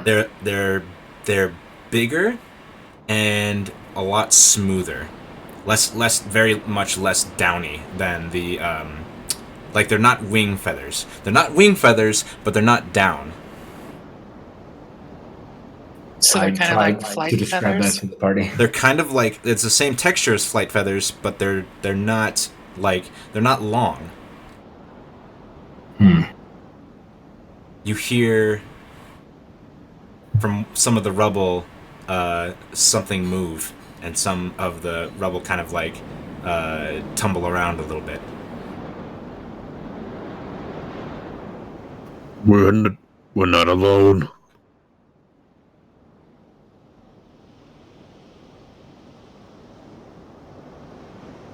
What do you do? I kind of like look for the source of the sound.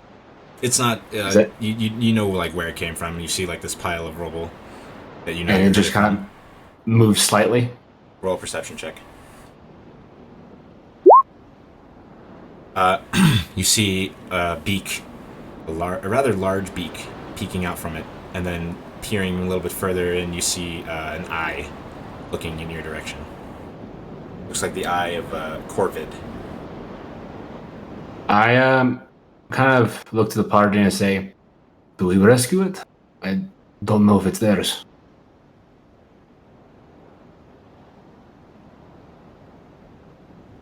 If it's theirs, we can let it go and follow it, maybe. That's a great idea. So I begin moving over towards the rocks and begin moving rubble out of the way. So when you move the rubble out of the way of this thing, you see a clearly bipedal creature with the head of a bird and feathers. Does Tadias know what a kenku is? I don't think I've ever seen a kenku. So it looks like a humanoid bird. So my first reaction was, "Oh my fucking god, it's a kink." I kind of figured it would be. It's all good. So when you pull it away, you see it and it kind of scrambles back. Oh, it's scared. And it cries out. It doesn't cry out. Or it kind of like gives a squawk, and then it opens its mouth, and the most vicious-sounding voice you've heard in the past couple of days. "No one will save you. They're gone." And then, like, a tear kind of wells up in his eye. And then, Zachriel, you recognize Orin, as it says something entirely different, in a very sort of benevolent voice. "Our tribe will always protect you, for we are both of the sky. despite your curse. And then, in a strange sort of smattering of words, like Bumblebee style, sit here, hide well. I'm going to try to approach him very calmly and try to cast, my healing hands on him because he was underneath the rubble, so he might not have been in the best of situations. Make sure he's not injured in any way. I will say in Orin to him, "Who's your tribe?" He blinks a little bit, and then kind of like looks around the field of destruction that you're in right now, but then shakes his head and points up and says the same thing: our tribe will always protect you, for we are both of the sky, despite your curse. Could you bring us to your tribe? Kind of squawks out again, "Ah!" And he like pulls out his arm, or like raises his arms and tries to flap, but obviously nothing happens, and then shakes his head.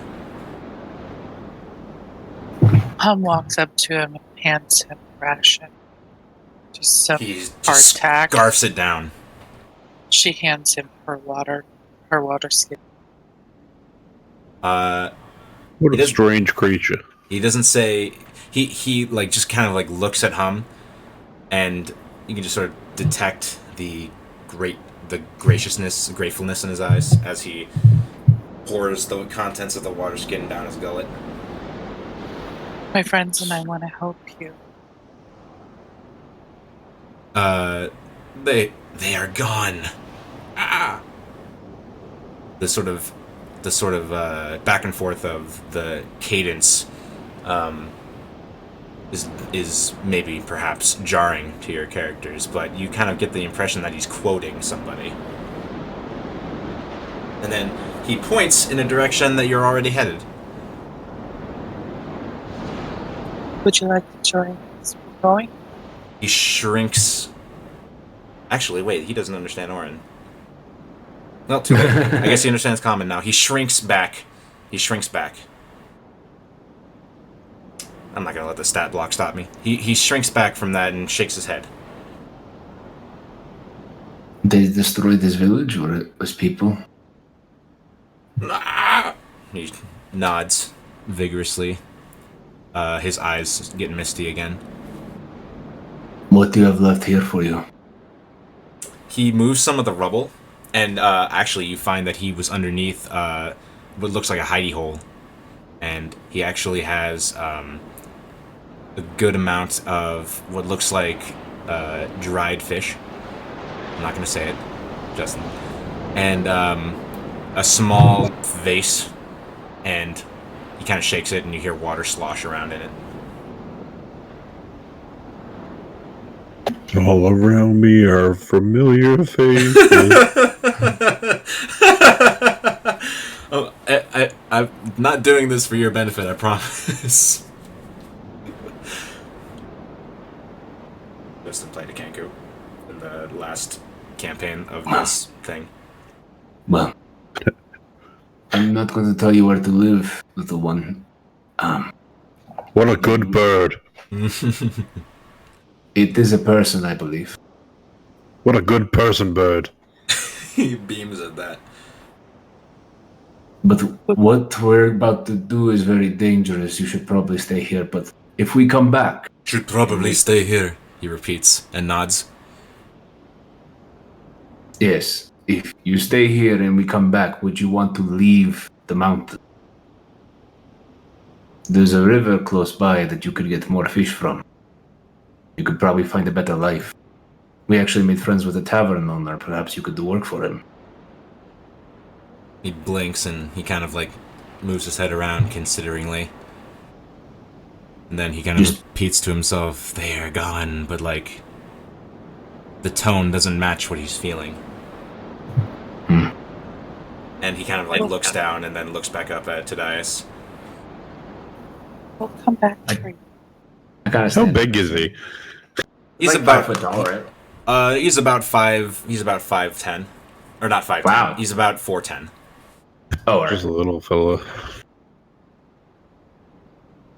Well, you don't have to be worried because we're about to make gone the people who did this. He kind of just blinks, cocks his head, and nods. Stay safe. Kind of stand up and He let repeats him get back back and to says, his "Stay safe," and starts to kind of retreat in his hidey hole. We didn't need more Jedias. inspiration, but I guess we have it. Jedias, he sounds just like you. What a disappointing life for him. Now let's go. So, you make your way further in, and about another 2 hours into the journey, it's getting close to noon. You're passing through mountains, and you see more of these landmarks that the cultists talked about.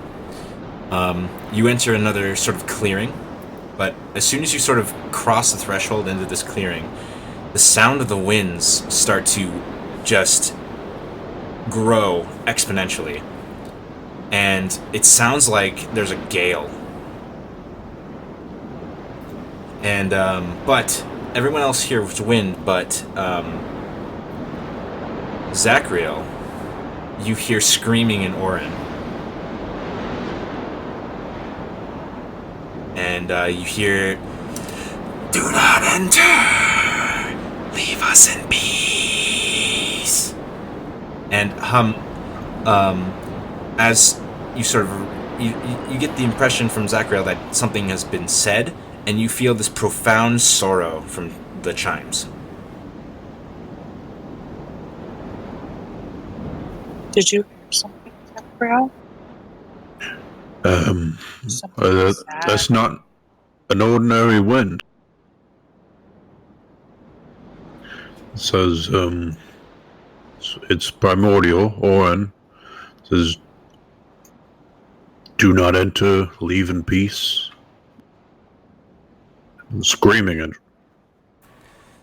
Yeah, Please take no more of us. Please take no more of us.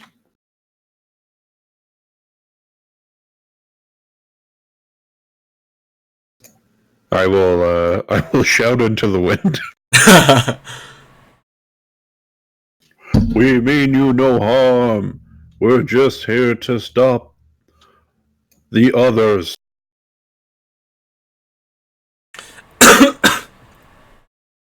I'm not gonna whisper anymore because it's gonna fuck my voice. But the sort of as an answer, you hear, "Why should we believe you after you've stolen 5 of us?" I didn't steal any of you. The winds just sort of pick up more and hum. You can just sort of through the chimes you can sense just this sort of some of it belongs to the chimes themselves, but you also feel sort of a sorrow coming from these winds.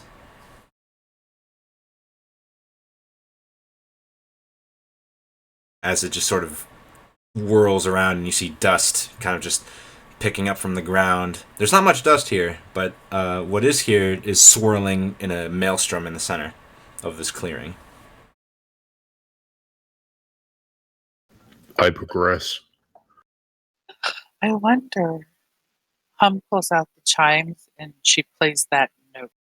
Roll a performance check.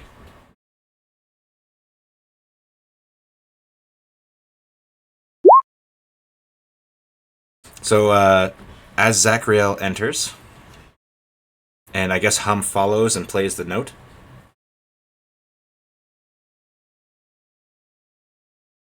Hello? Were you saying something, Kitty? I don't think I heard you. Mm-mm. So, does Hum follow Zachriel, sort of? Oh, yeah. Yeah, Okay. she's fine.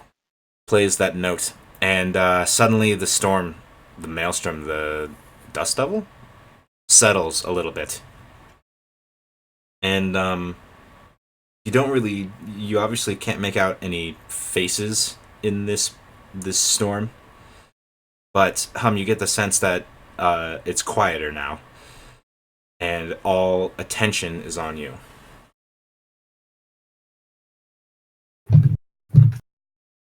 In a sort of wonderment kind of way. Help us find these people who did this to you. They don't seem to understand her. I translate.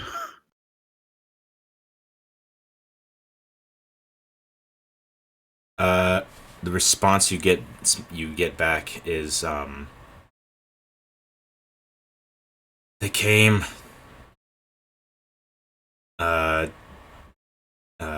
acolytes of the evil wind. They took some of our own back with them to do their bidding. Infected them somehow.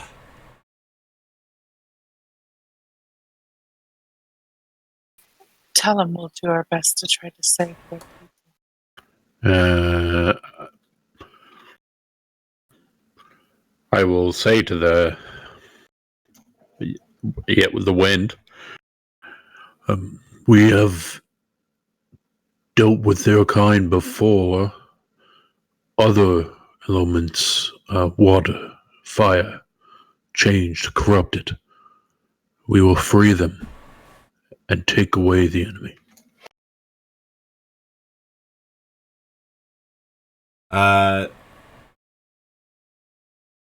You get back, let us hope so. And you can sort of see now that they all separate, and you see there's about 10 air elementals before you. Just sort of floating about in this clearing. I will say out loud in Orin, and not tell the rest of the people what I say, but I will say, I actually have 2 elementals at my house, a water and an earth. We live in harmony.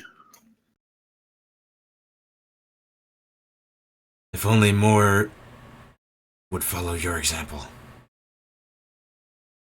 I get my Pokeball ready. I thought he was going to name drop it too. I got those vibes, but it's too subtle. What are you gonna do? Are you gonna actually try to convince one of them to come along with you? No. Okay. I get my Pokeball ready. Sweet. So they sort of just watch you as you pass through this clearing, and you continue on. So from here, you see there's a gorge, and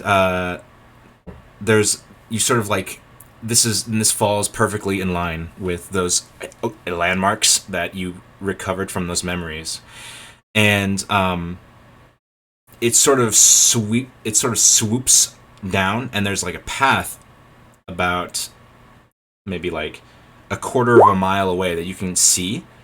It loops around, and then it seems like the only way past this gorge is to go around it. And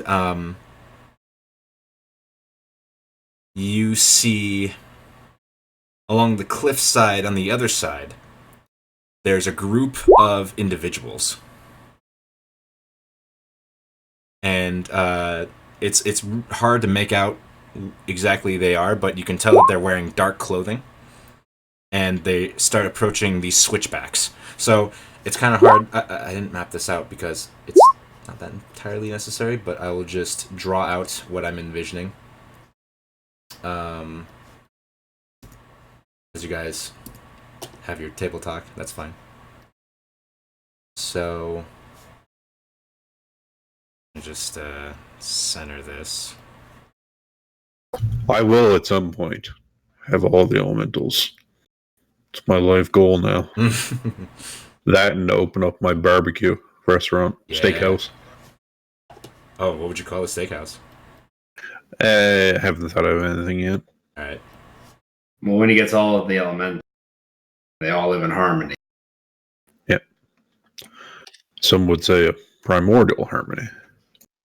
He could just go for the heavy-handed primordial harmony stakeout. Yeah, I just. Okay, so you guys are basically here, and the way the angle is, you can see them sort of walking away from you, because the way the switchback is, they're walking away from you for now, but they don't see you.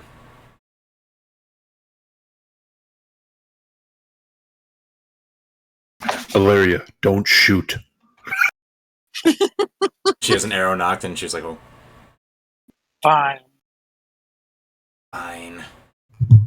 Valoric nuzzles her affectionately to reassure her. So what do you guys want All to do? right. So it's a drop down, right? Yeah, so this here is like a gorge, and these are cliffs along it. All right.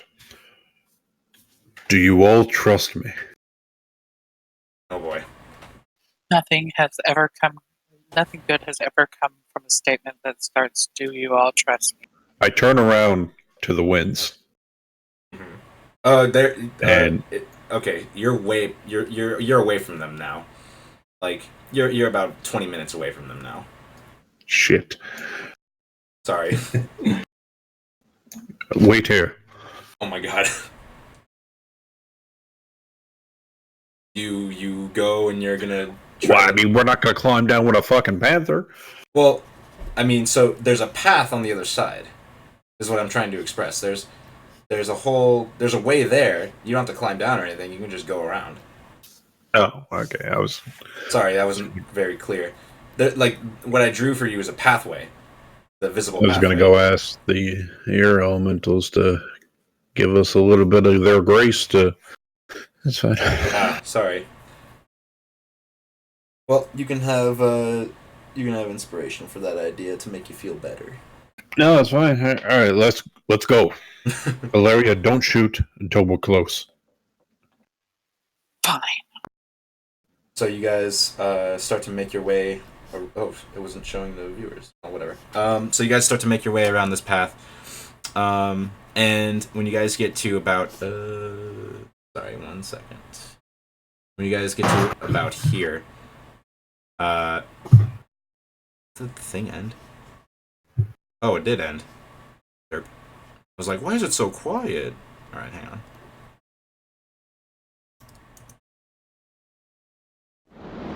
Okay, so when you guys get to about here,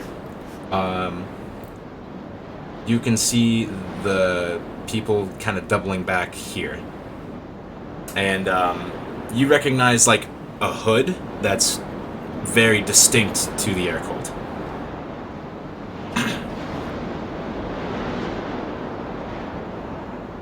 Can Illyria shoot him now? You're a quarter of a mile away. Valeria, you. And by the way, the path that you're on is kind of a slope too, or it's a little slope too.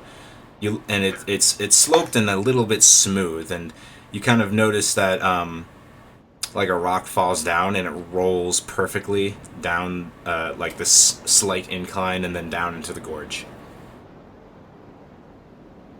That goes my idea of riding the shield down.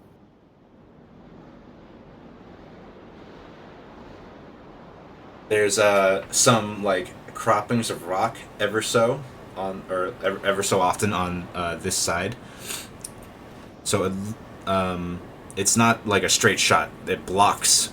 There's like if you're standing here and you're looking to the other side, you don't have perfect line of sight to the bottom of that those switchbacks. Let's get a move on. Can you say that again? Let's get a move on.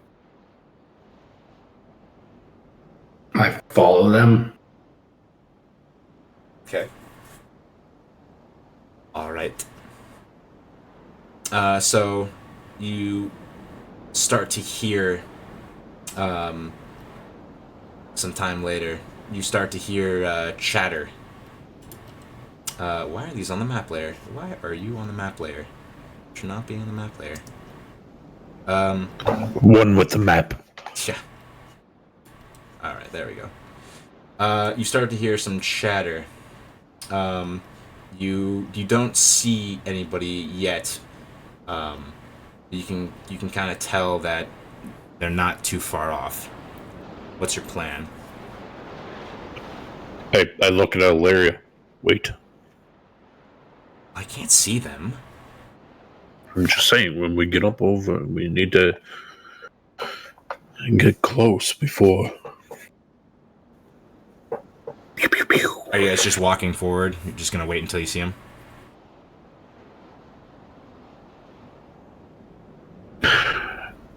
Well, We should like follow them to their base or something. yeah, we could trail them from afar. Well, they're walking the way you're walking, or they're walking toward you. Oh, well, why don't we use one of these outcroppings? Wait until they get right below us and jump down on them. Ooh, that's a good idea. All right. Is that what you're doing? I'm down for Any it. objections?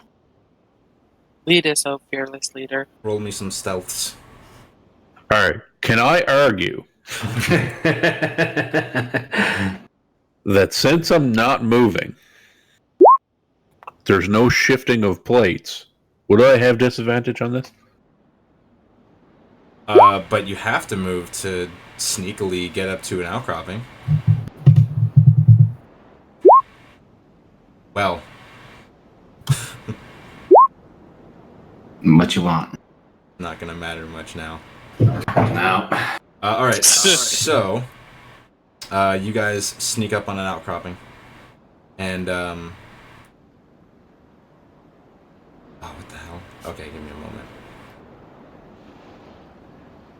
And I just yes. Wait, which way is the wind blowing? Is it blowing at our face or is it blowing towards the people? It's it's blowing. It's blowing in the direction down. Or shoot, it's blowing. Okay, if you guys are going west and they're going east, the wind is blowing south. Okay, so arguably we would be Celsius as the wind is blowing south the opposite way. It wouldn't carry us as fast towards. All right. Oh, really? All right. So basically, what happens is, you hear, what was that? Whose footprints are these? Whose footprints are these? Yeah, exactly. And then they round one of the other outcroppings, and as you guys are scrambling up, and one of them is like jogging, and then they say, "Look, up there!" And oh wait. Remove all turns. And Illyria says, "Can I shoot now?" Yeah, roll initiative.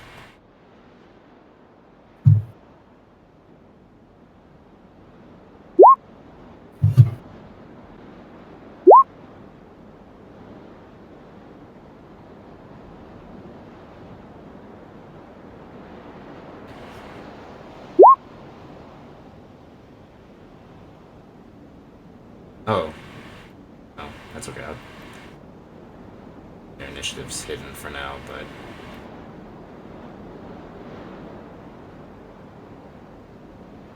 Actually, that's a great idea for later. Okay. And... Whisper target. There we go. Alright.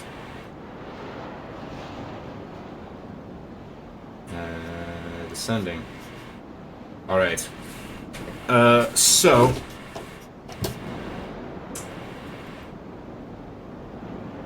This cultist draws a dagger, looks up, sees... Actually, arrange yourselves how you think you'd be, because I did that. It's about right. Okay. I was following them. Did you give yourself a long rest, Delia?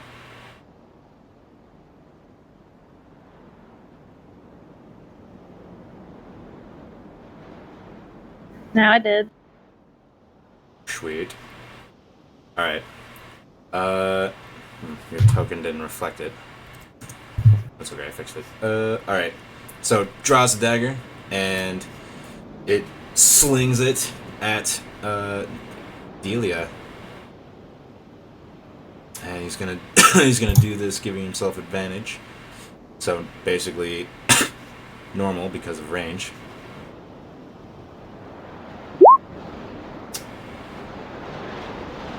Three piercing on Delia. Hey, Mike. What's up? As much as I love this ambiance, Oh, music. hell yeah.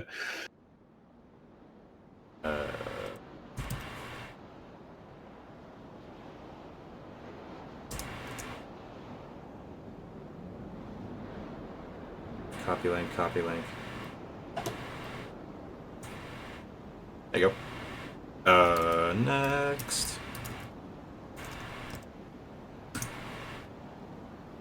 There you go.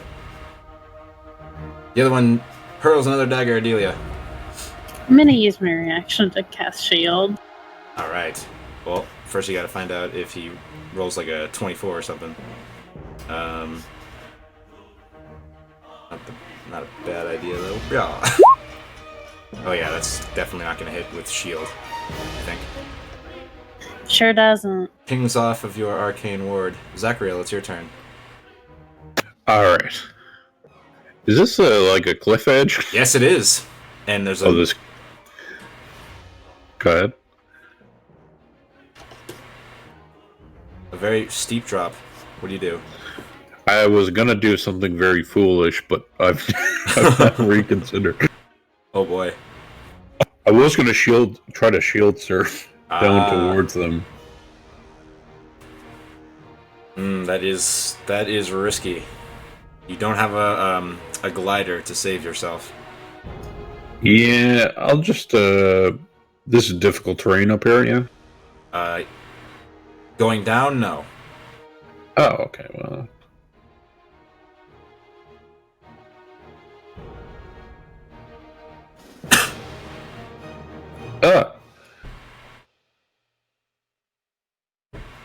Where was I? Here? Yeah, sure. Alright, I'll run down. Alright. Do I need to make any kind of save to not slip? No. You just got I will use my action to dash and get up in their grill. Alright. Get up in their grill. And then I will use my bonus action to shove this guy. You gotta take the attack action to shove. Oh, you're right. Never mind. I will sit here. Alright. They're like, huh?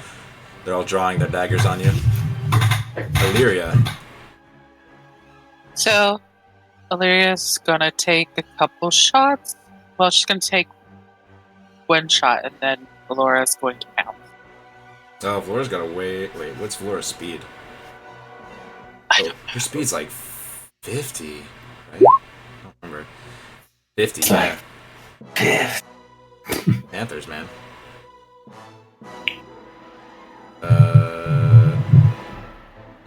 Can't quite make it. Can't quite make it, yeah. So Illyria's just gonna take a couple shots. Alright.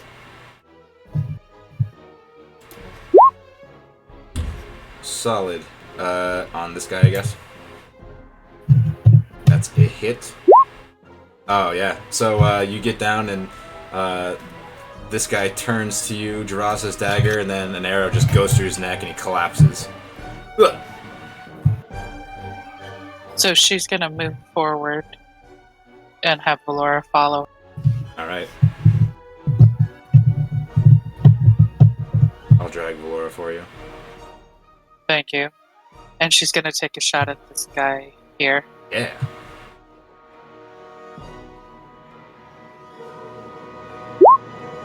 Oh, that hits. Also, just right through the eye, kills him. And his body just starts to tumble over the edge. Alright, and this guy kind of sees this action going on, and He is going to first hurl a dagger at Zachriel.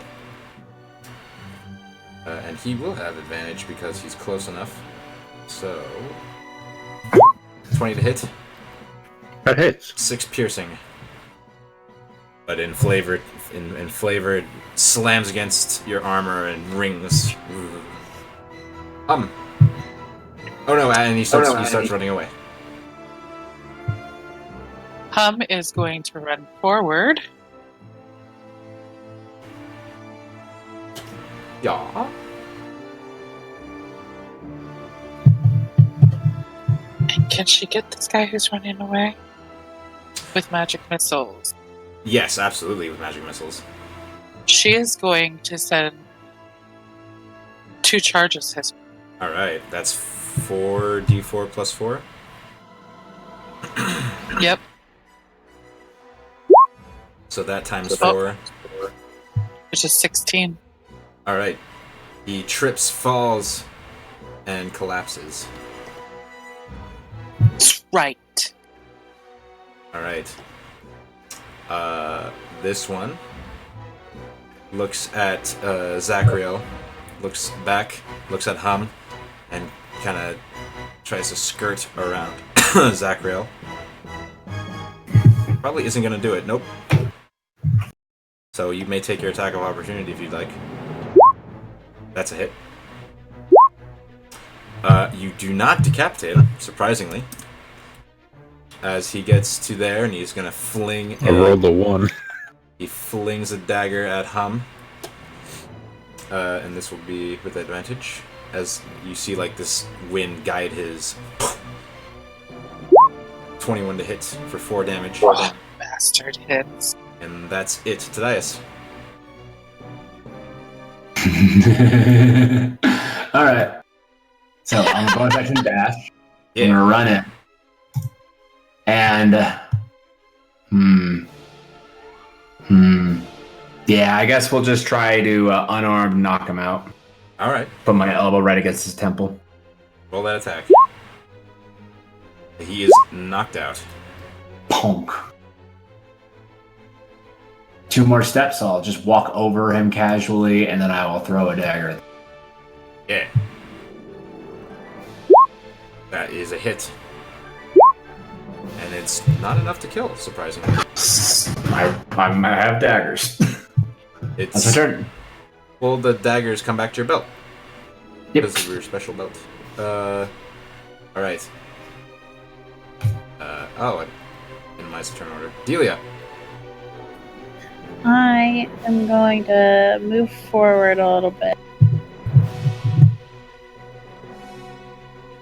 And cast Shatter on the 2 next to Zachariah. Okay.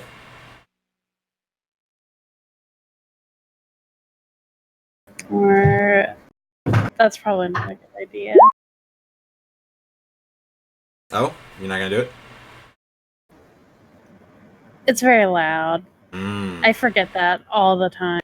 It is quite loud. Okay. I'll just send some magic missiles at him. Alright, well those those constitution saves will not save them against force missiles. Who are you where are you aiming them? I'm gonna do a 2nd level, so 2 at each of them. Alright.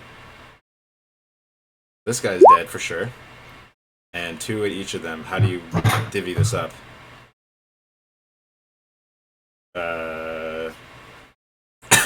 So 1 and a 4 for the first 2, and then a 4 and a 3 for the other 2. 4 and a 3, so that's 7. Okay. Bang! Alright, he's... Where'd my... Oh, I forgot to hit loop. Oops.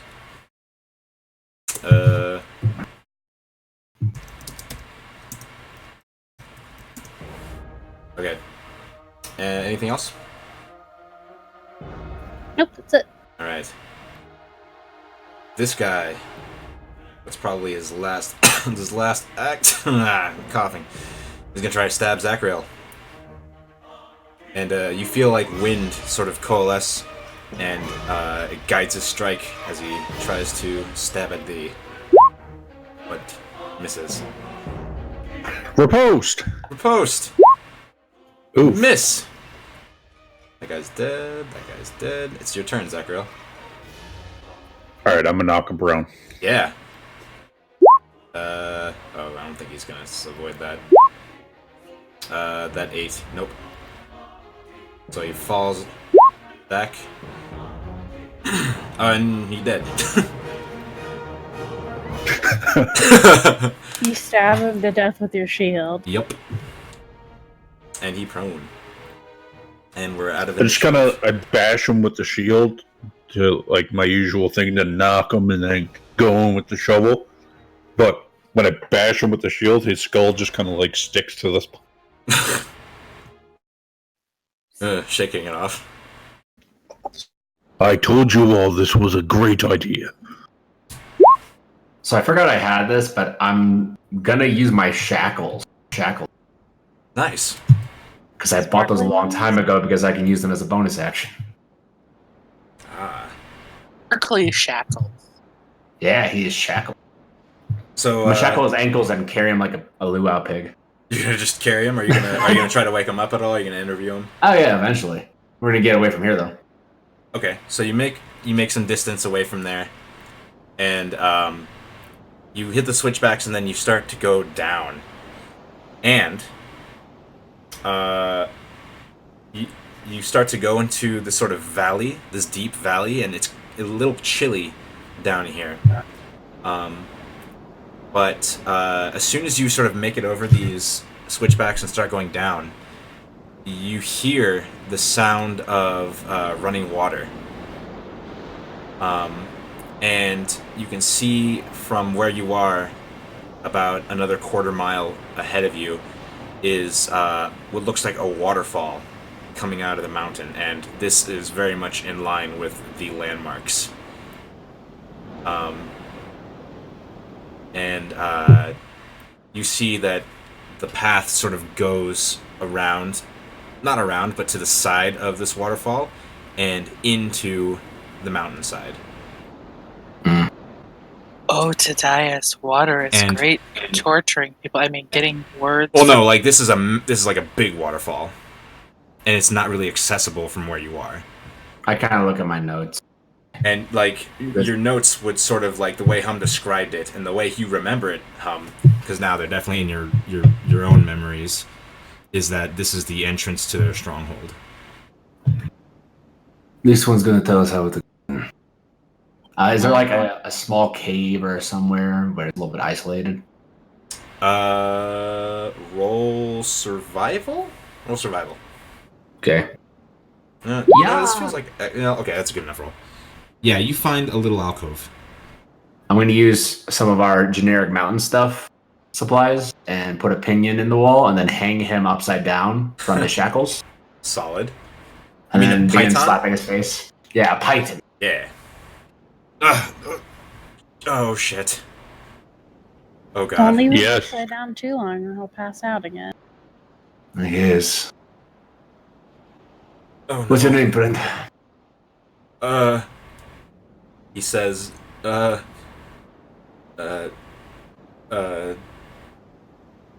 Your name is He was just knocked unconscious. Give him a break. Yeah, give me a break.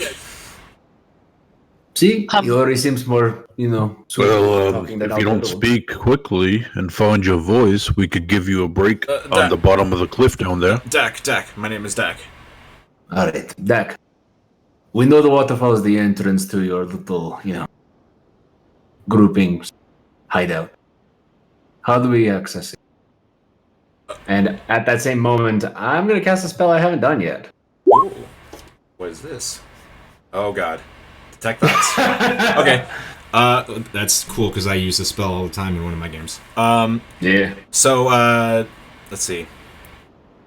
Well, you detect as he spills, he says, just follow the path and the entrance is right there.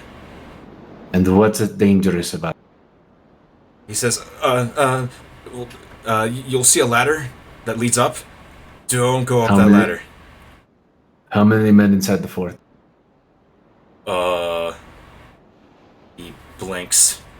I mean, come and go. I'm not really sure.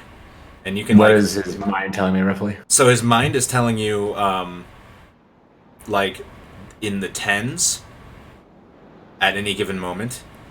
Gotcha. But he has like a sort of area where he is like, he is, what's the word I'm looking for? He has an area that he's sort of kept to. Gotcha. Who's your leader here? Name, abilities. Abilities. What does he look like? Our queen, Arisi. Arisi. She's an elf with black hair. Do I get any thoughts about Arisi being scary? Or Oh yeah, powerful or anything like that? scary and uncaring as fuck. You And see images of her with wings on her back. With What's up that the ladder?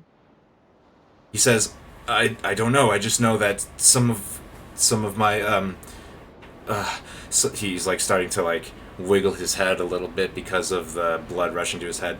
He says, some of the acolytes tried making their way up there without permission, and they were flung to the depths. Well, while the spell's ending, because it only lasts for a minute, I'm gonna do the wisdom save and get deep into there, figure out if there's anything that I need to know. Get deep in there. All right. He needs to roll. I think he rolls a wisdom. Wisdom save, yes. Okay. Mm-hmm. He's got a -1. All right. So yeah, it's gonna be a fail. You get all up in there. Okay. So wisdom saving throw. You gain insight to his reasoning. Something looms large in his mind. You see Ashwick.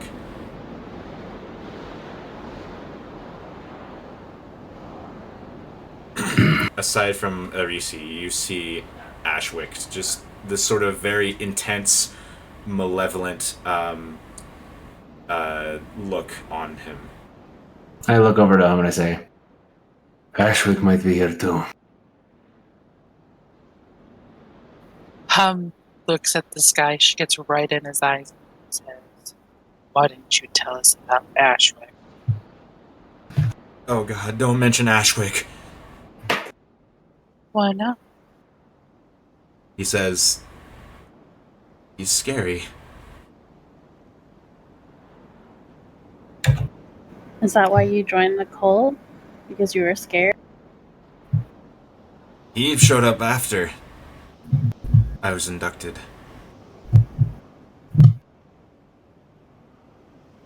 Where is Ashwick? So one of the things you saw in the like sort of thoughts is you saw inside of the whole complex is an inverse pyramid. And he says he might be speaking with Arisi in the pyramid. The upside down one. Because I've seen it, can I use my historical knowledge to identify the creators of it?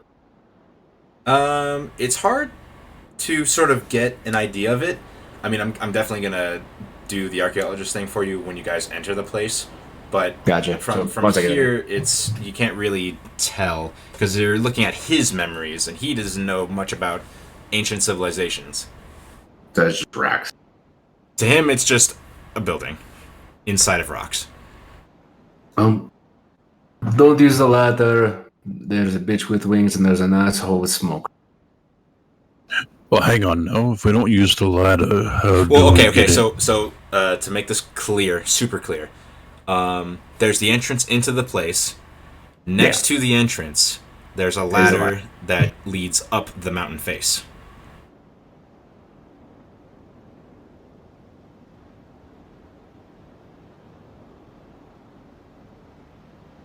The ladder isn't left, is it? No, it's to the right. Perfect. All right, we're ready to go.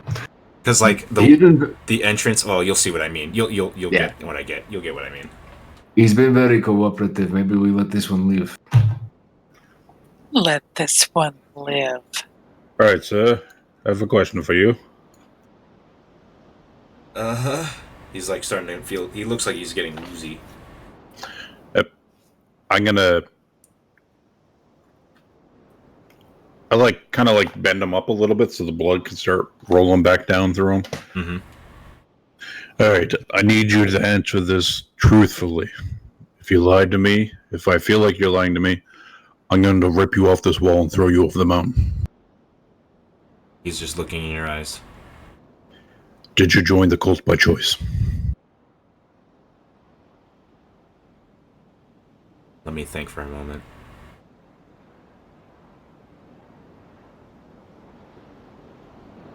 He... A look of regret spreads over his features. He says, I just wanted power. Wrong answer. We could cut his tongue out and let him bleed out here. Jesus. I'm going to do what I said. I try and pull him out of the wall while he's like. How did you pull hook him to the? python out. How'd you hook him to the python? Did you just like grab a scrap of his like pant leg or something? No, I used the shackles on his ankles. Ah. Oh, I don't want to throw your shackles away. So what's that look like? What's the scene look like? I rip him off the wall, and I'm holding him by the throat. Tadias, remove your shackle. With surprisingly quick hands. It's off. Back. All right, I'm gonna throw him over. No, he screams normally, not like Goofy, as he plummets to the bottom. And They feel bad, or they feel worse about it. he fades into the darkness, and you don't hear a splat or anything. I mean, yes, we all make mistakes, but to be honest, he's been the most helpful of all of them. Hey, join for power. What do people do with power? Get thrown into ravines, it appears. Yeah, let's just hope karma doesn't come back on that one. I don't agree with this one, but he deserved it, I guess. He's a cultist. They all die. He Can't was believe just in the a world that chicken black- cultist. All he had to say was, I did not join the cult on my own volition, and he could have walked off this mountain. But you told him to tell the truth. You did tell him to tell the truth. Well, perhaps he should have lied. But if you caught him lying, you would have thrown him off the map. He took his risk. Anyway, we're arguing semantics here. He's a cultist. They attacked us We without could have at provocation. least stole his shadow.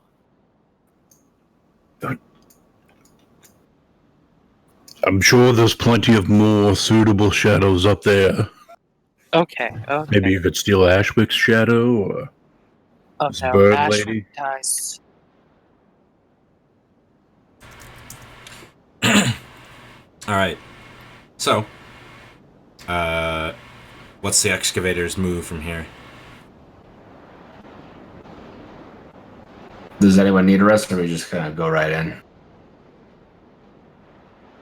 Not a bad, I'm good. not a bad point to short rest in case you want to get any resources back that you can get back on a short rest. It'd really just be Zachriel for like the repose. I think I have everything. I wouldn't mind taking a short rest. We'll wait out in the cave for an hour, and then we'll head in. All right. Go ahead and resolve that, and we'll continue this maybe next week. Yeah. So, actually, do you... well, let me end this. Let me end the recording. Bye, Joy. Thank you for watching, Joy. Hi, Joy. Bye.